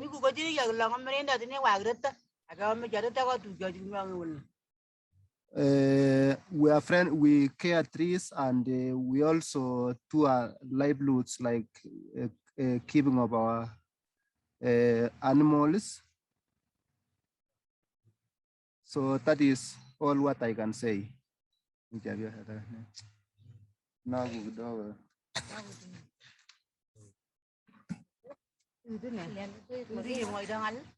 So we are giving now our one elder woman also to speak. My name is Atif Naruto. He's from Kap Tirbai Klet.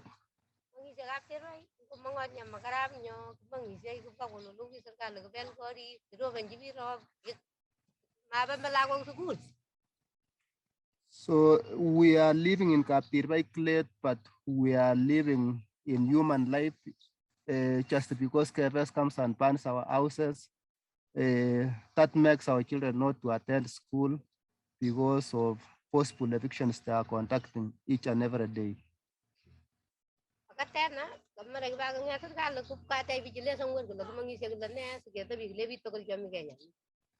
So he's appealing to government so that to respect the Sengwer rights and so to live like other Kenyans and continue their livelihoods. That is all I can say. Kongoi, Mama. Kongoi.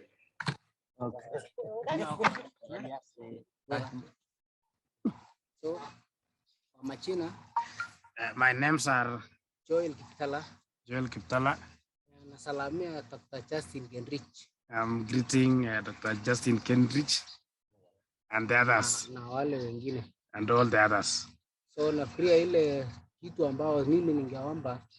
I think what I wanted to say ni kwamba tunajua kwamba serikali siku hizi is that we know that nowadays the government wanatumia policies, wenyewe wanachiundia policies ambao wanakuja kutumia hiyo policy kunyanyasa sisi, na sisi hatujui hiyo sheria ilitungwa na nani ama hailingani na ile sheria ambao ama kitamaduni yetu.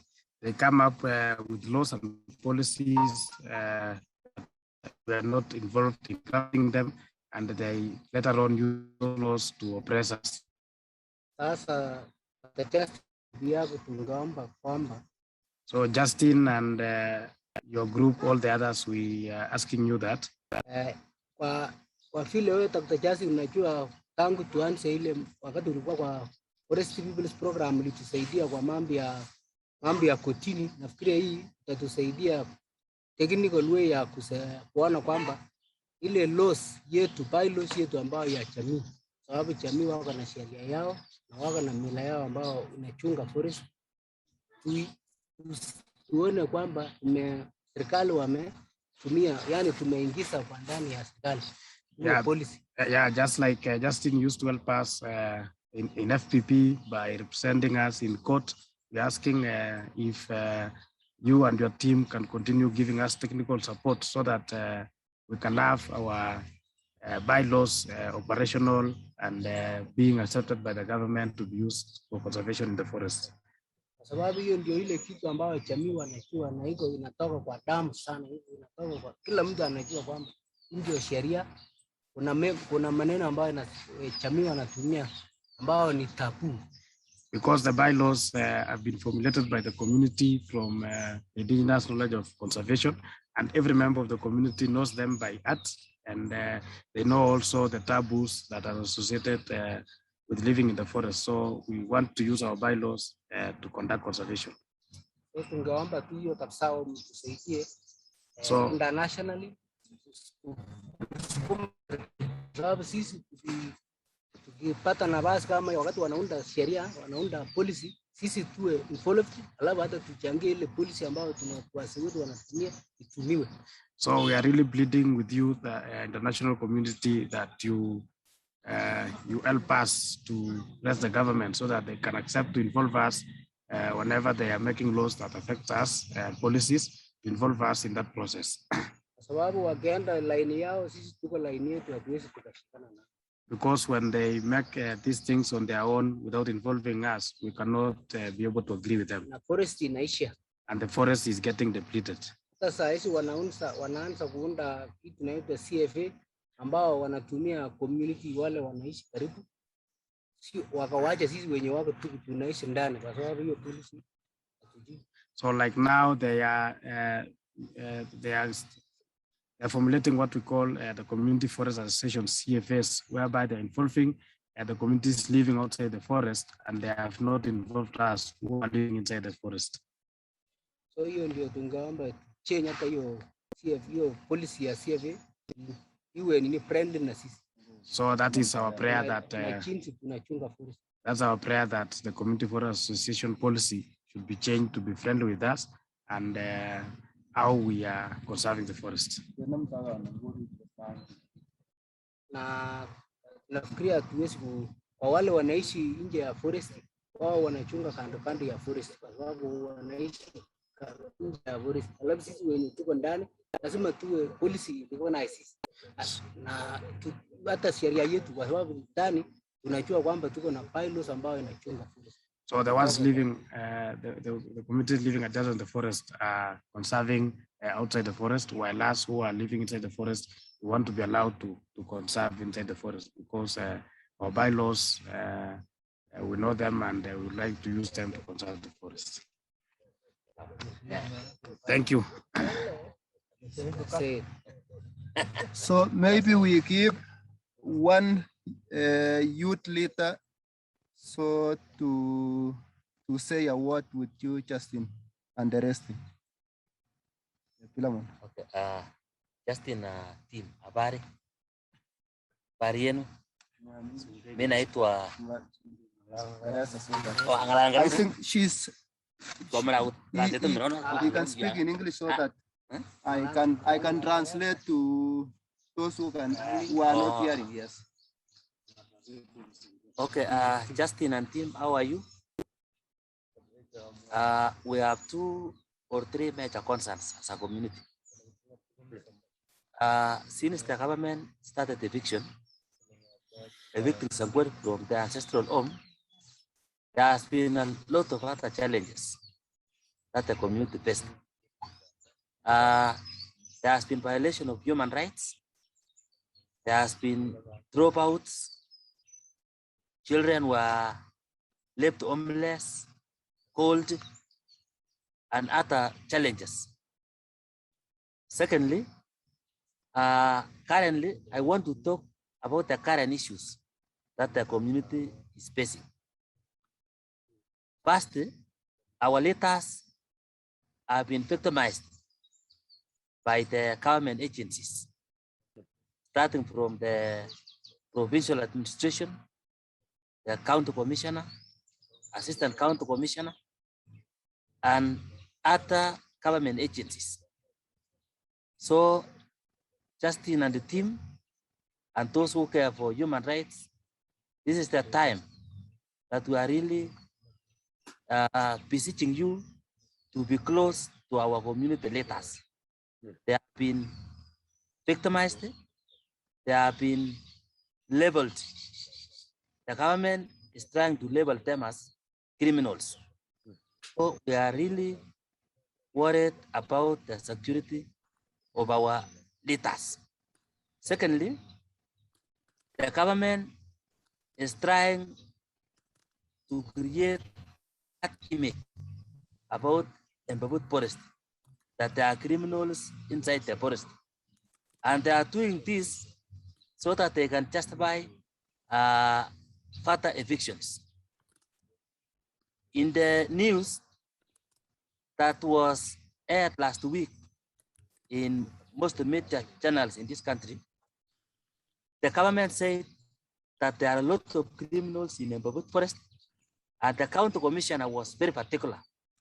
He said they are ready to use legal and any other means to make sure they weed out criminals from Embobut forest. And yet, in real sense, in Embobut forest, it is only the Sengwer community who are living inside the forest. The Sengwer community are the custodians of Embobut forest. They have been in Embobut forest since time immemorial. They are the aborigines of Embobut forest. So the government is actually trying to say that the entire Embobut forest has criminals so that they can carry out operation. So as of now, there is a lot of tension in the community. We don't know what will happen next. And we are eating a lot of mischief. Number two, we know there is court order. We know there is court order that was issued by the judiciary restraining the government from evicting the Sengwer from their ancestral home until their case is heard in the court of law. So the government is perhaps trying to say there are criminals in the forest so that they can use it to revoke that particular court order. And then lastly, we are saying the government is using a lot of resources to empower the adjacent community, those who are living outside the forest, by enacting laws like the Forest and Management Act of 2016, which recognized the forest adjacent community, and yet to the exclusion of the forest people who are living inside the forest. So we are saying, or we are making an appeal that we are major stakeholders in the forest. We have indigenous knowledge, which is critical for conservation, and we are appealing to all levels of government, county government, as well as national government, to cherish the Sengwer community as a major stakeholder in conservation.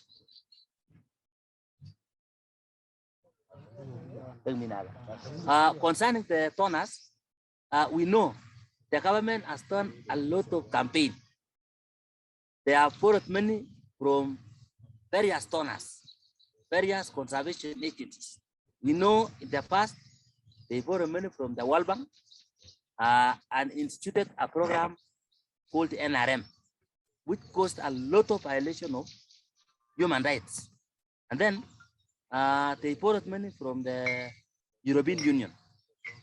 And we know it is the European Union money that was used by KFS to carry massive eviction in Embobut forest.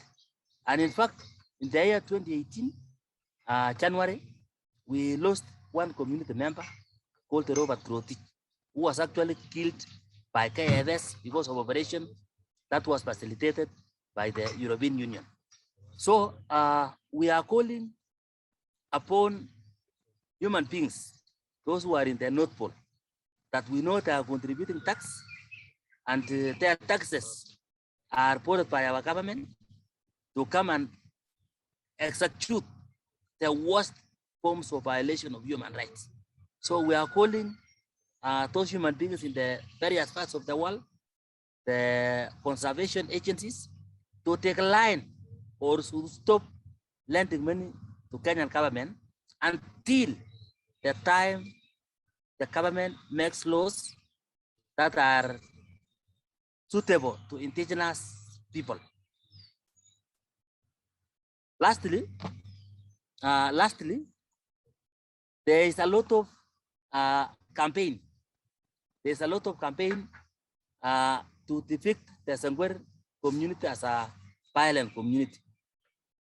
And yet, in the history, the Sengwer have never been in war with their neighbors. So we have been at peace with our neighbors, the Pokot on the north, the Marakwet on the south side, and then the Kayo to the southeast. So there is a lot of peaceful coexistence among the Sengwer and their neighbors. And yet we know those other neighbors, for instance, our other neighbors, like those in Gerio Valley, are having a lot of, there is a lot of insecurity there. So the government is trying to have a leeway so that they can borrow money, so that they can convince donors that the Embobut forest has been depleted, so that they can have the money and use the money to execute eviction and other forms of violation of human rights, like burning of houses, killings, maiming others, and so on and so forth. So even as I wind the conversation, I want to make an appeal to those donors, those citizens in the North Pole, to join those citizens in the South Pole, so that we can embrace issues of human dignity, because human life is very important. So that even if some tournament will be given to our country, the money will be used to effect human-based approach in conservation.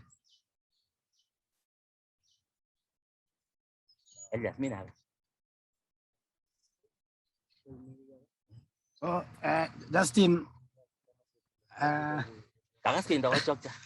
yeah, I wanted to be seen. Yeah, so I think everybody who wanted to speak have spoken, and they have articulated our issues very well. So what I can just add is that if you see, for example, recently in Kenya, we have what we call water towers. And we have 5 water towers in Kenya. One of them is Cherangani Hills, with pursuit of Embobut and Kabolet, all the areas which are occupied by the Sengwer. Another one is Mount Yelgon, which is occupied by the Ogiek of Mount Yelgon. We have the Mau Forest occupied by the Ogiek of Mau Forest. We have Mount Kenya and Aberdares. So if you see, out of these 5 so-called water towers, 3 of them have been occupied by indigenous communities. It means that these indigenous communities who have been in these areas. The reason why they are called water towers now, and they are very important, especially on issues of global warming, is because we have been conserving them. So all we are asking the government is that there is no any other person who is interested with conservation more than us, indigenous communities, because if these forests are wiped out, it is us indigenous communities who will lose more, because when we have been rooted out of our homes in the forest to go out there, we will lose our culture, we will lose our language. Our numbers are very small. We will be assimilated and swallowed by the bigger tribes. So that is why we want the forest to be conserved, so that we continue with our language, continue with our culture. And that is why we are saying we are the best placed people to conserve these lands. We just want the government and the conservation agencies to partner with us. We want them to take us as a serious partner in this conservation process. So that is what we are all asking. We want them to see us as very important people in this conservation, because we are part of the ecosystem, and we are not an enemy of our environment. We are the friends of our environment. We have coexisted for centuries, and we want to continue with that. So I think that's all that I can say. And thank you very much for this opportunity. We really appreciate. And so I think maybe Elias will just have some remarks, and then it will be all from our side. Thank you. So, I don't have anything to add. I think all these people have spoken.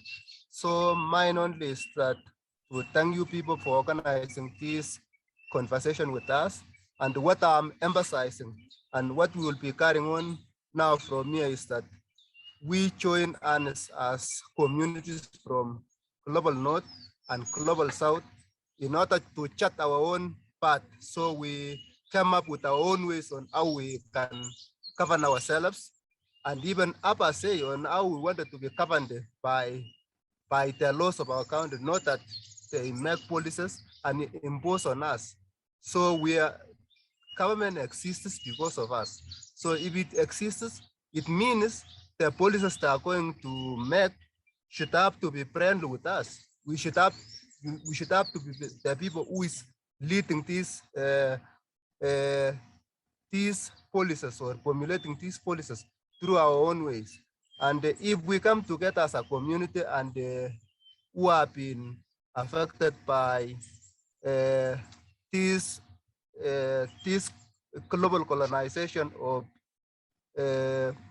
making forests or our environments to be threatening our forests, then conservation becomes meaningless. So what we want as a community is that we wanted to join hands because we are many and we are paying taxes for these people to come and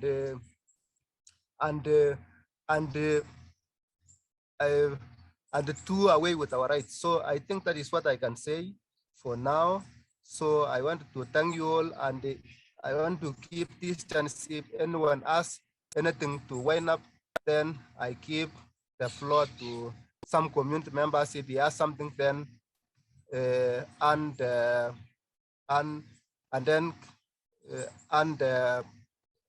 give you a chance also to maybe to respond what we have talked here, or ask questions of any kind.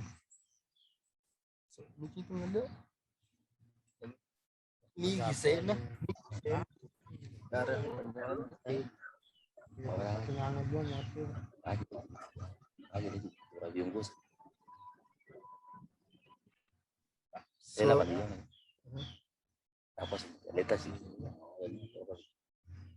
can I ask Fede, what would you like? Hi everyone. Yeah, Elias. Hello. Hi everyone, it's really good to see you all. Yeah, thank you so much for sharing. Elias, and if for the moment, at the moment, everyone is has shared their bit, I think Milka, if she's got good connection, was keen to also share something, especially about COP. So I don't know if Milka, you can hear us, are able to speak, but if you're gonna share something now, great also.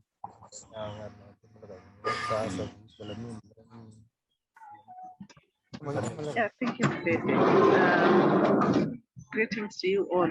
I am joining from the road, so we just came to a stopover, and I hope that the connection is a bit stable now.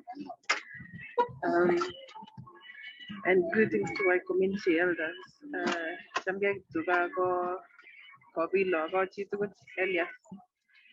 Greetings to you all.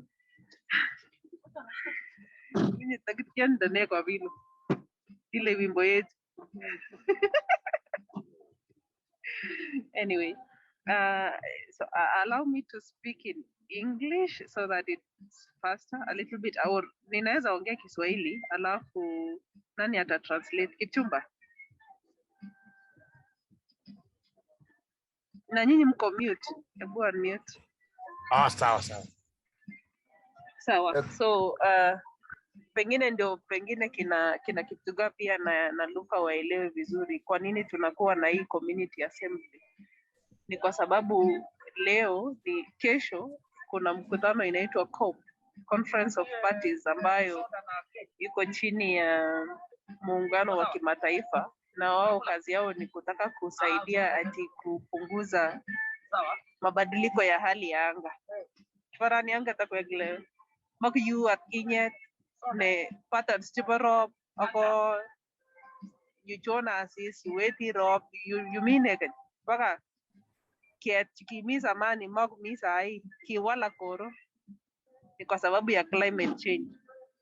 So mikbeti serikali ako pija la beti walin baka kule Glasgow walikuwa form of justice, na wanaenda kupitisha hii sheria ambazo serikali inategemea ndio waunde sheria za kulinda msitu ama za kufanya nini conservation.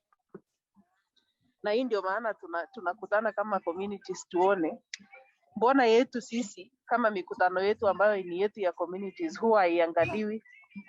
Ni jamii tu waende mahali, serikali waende mahali wakawapisha lakini na waende waongelee maneno ya msitu, waende waongelee maneno ya climate change.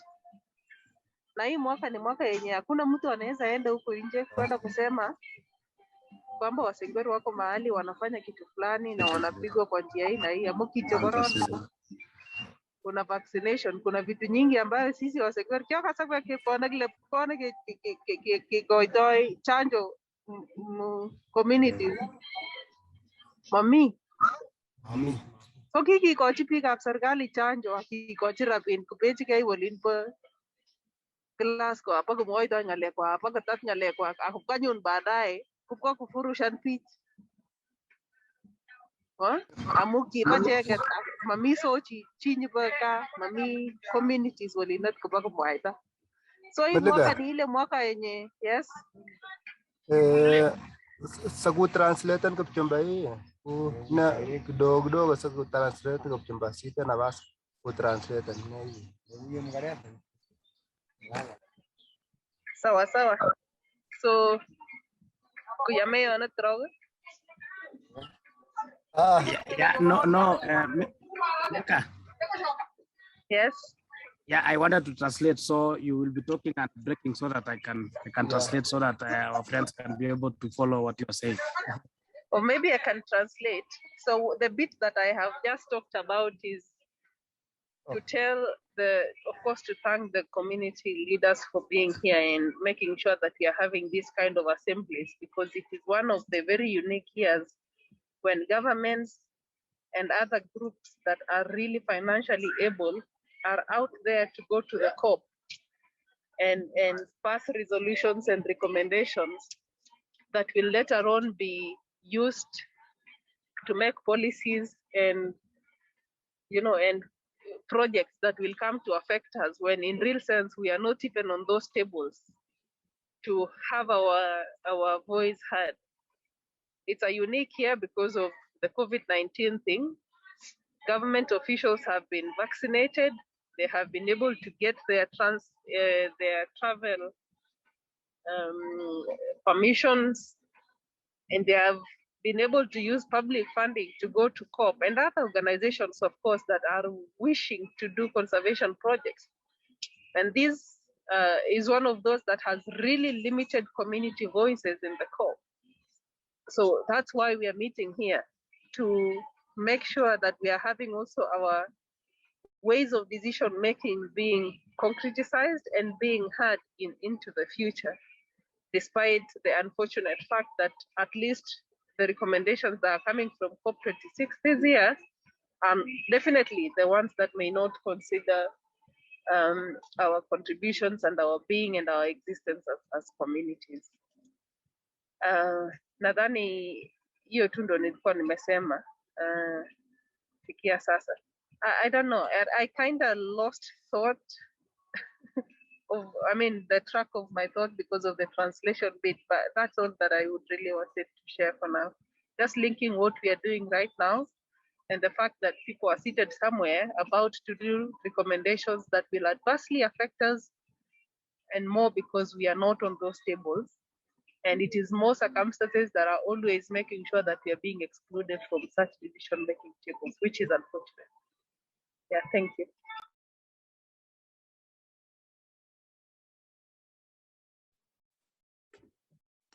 Thank you so much, Milka. Yeah, I think this comes at a very good time as COP starts, that we gather together.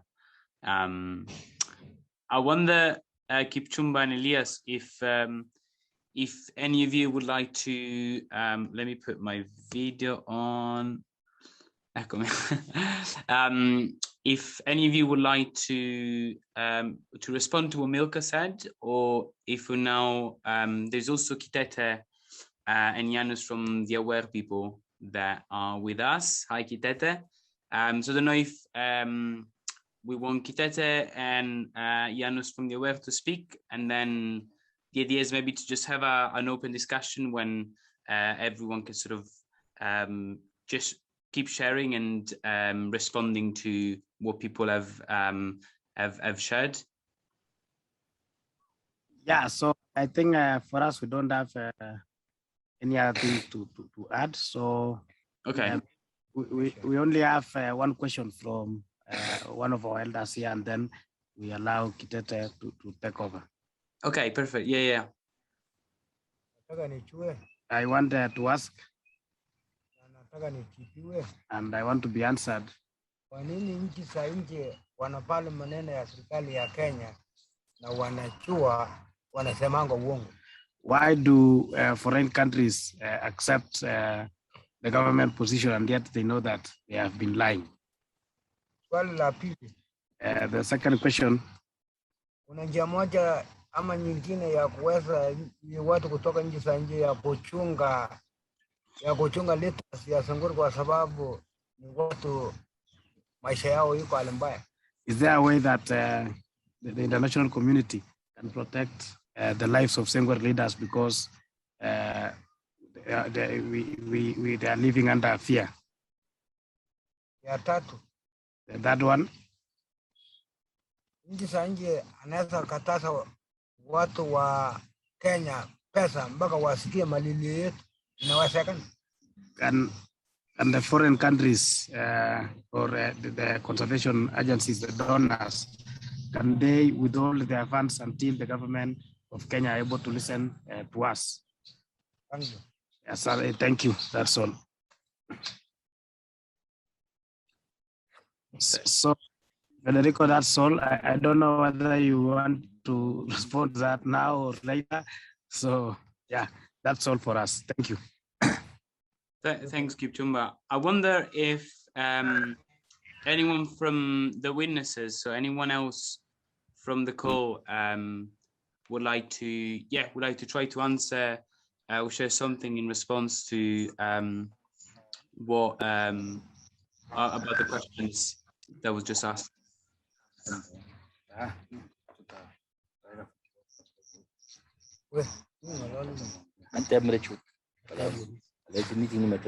Could try to answer the question about the governments, why the governments believe other governments when they know they're lying. And I think it's because all of the governments are liars. Our government lies to us all the time. And I think that they're all of them are concerned to keep power, and they want to keep power in a small elite group, and they don't want to empower ordinary people. And that seems to me to be the way that governments are working now. And one of the things that we want to talk about and we want to explore is how we ordinary people can come together and make decisions together in a different way, where we don't take power over one another, where we can talk about our differences and the things that we all care about, and come together as equals across different countries to work out how to take power back to ourselves and share it equally, rather than governed by people who are only interested in themselves. Yeah, so maybe I can translate that just to paraphrase. Hata Kiptuga anasema ya kwamba serikali huwa inasikiza, ingawaje wanasema wanajua kwamba ni uongo, kwa sababu wanataka kuendelea kuwa na mamlaka, mamlaka kuwa kwa mikono ya watu wachache. Na sasa anasema ndio maana sisi tunakutana ili tuweze kuhakikisha kwamba ile mamlaka ambayo serikali wako nazo juu ya jamii zao inaweza kupunguzwa na sauti zetu zinaweza kusikika. Yeah. Thank you. Thank you, Eva. Thank you, Kipchumba. Kipchumba, I think Anai also wanted from Chile, if I'm correct, would like to try to answer. Okay. And maybe if it's easier, Kipchumba, maybe Anai, if you could say a bit and then let Kipchumba translate. So to make Kipchumba's life easier. Yeah. Thank you. Thank you so much anyway, Kipchumba, for helping with translation. Thank you, Fede, and thank you, King Chumba. Greetings from the south to the south here. Asante sana wote na salamu toka south hao ni watu wa Chile. I am speaking from the forest in the south of the Pacific Ocean. Naongea nikiwa kwa msitu wa South Pacific Ocean. I want to tell you that we are many trying to take care of Mother Earth and the forests. Nataka niwaeleze ya kwamba tuko wengi ambao tunajaribu kuhifadhi msitu na huku kwetu. And when I hear you and I feel your strength and your heart, it makes me more stronger and makes my heart bigger. Nikisikia mkiongea na ile nguvu mko nazo, nafanya mioyo yangu ikuwe na nguvu zaidi na nasikia niko na nguvu pia. And sometimes I feel very little with this big world that is kind of confused. But when we meet, I feel more strong knowing that many, each time more people are doing the same. So thank you for... Wakati mwingine najiona ni mdogo sana na kuhusu zile shida ambazo kubwa za dunia ambazo inatuumiza, lakini wakati tuko pamoja nahisi ya kwamba tuko na nguvu. I believe that we are together and we help each other. So thank you so much. And you have a heart here. We are one. Naamini ya kwamba tuko pamoja, tuko na nguvu. Asanteni sana. Thank you.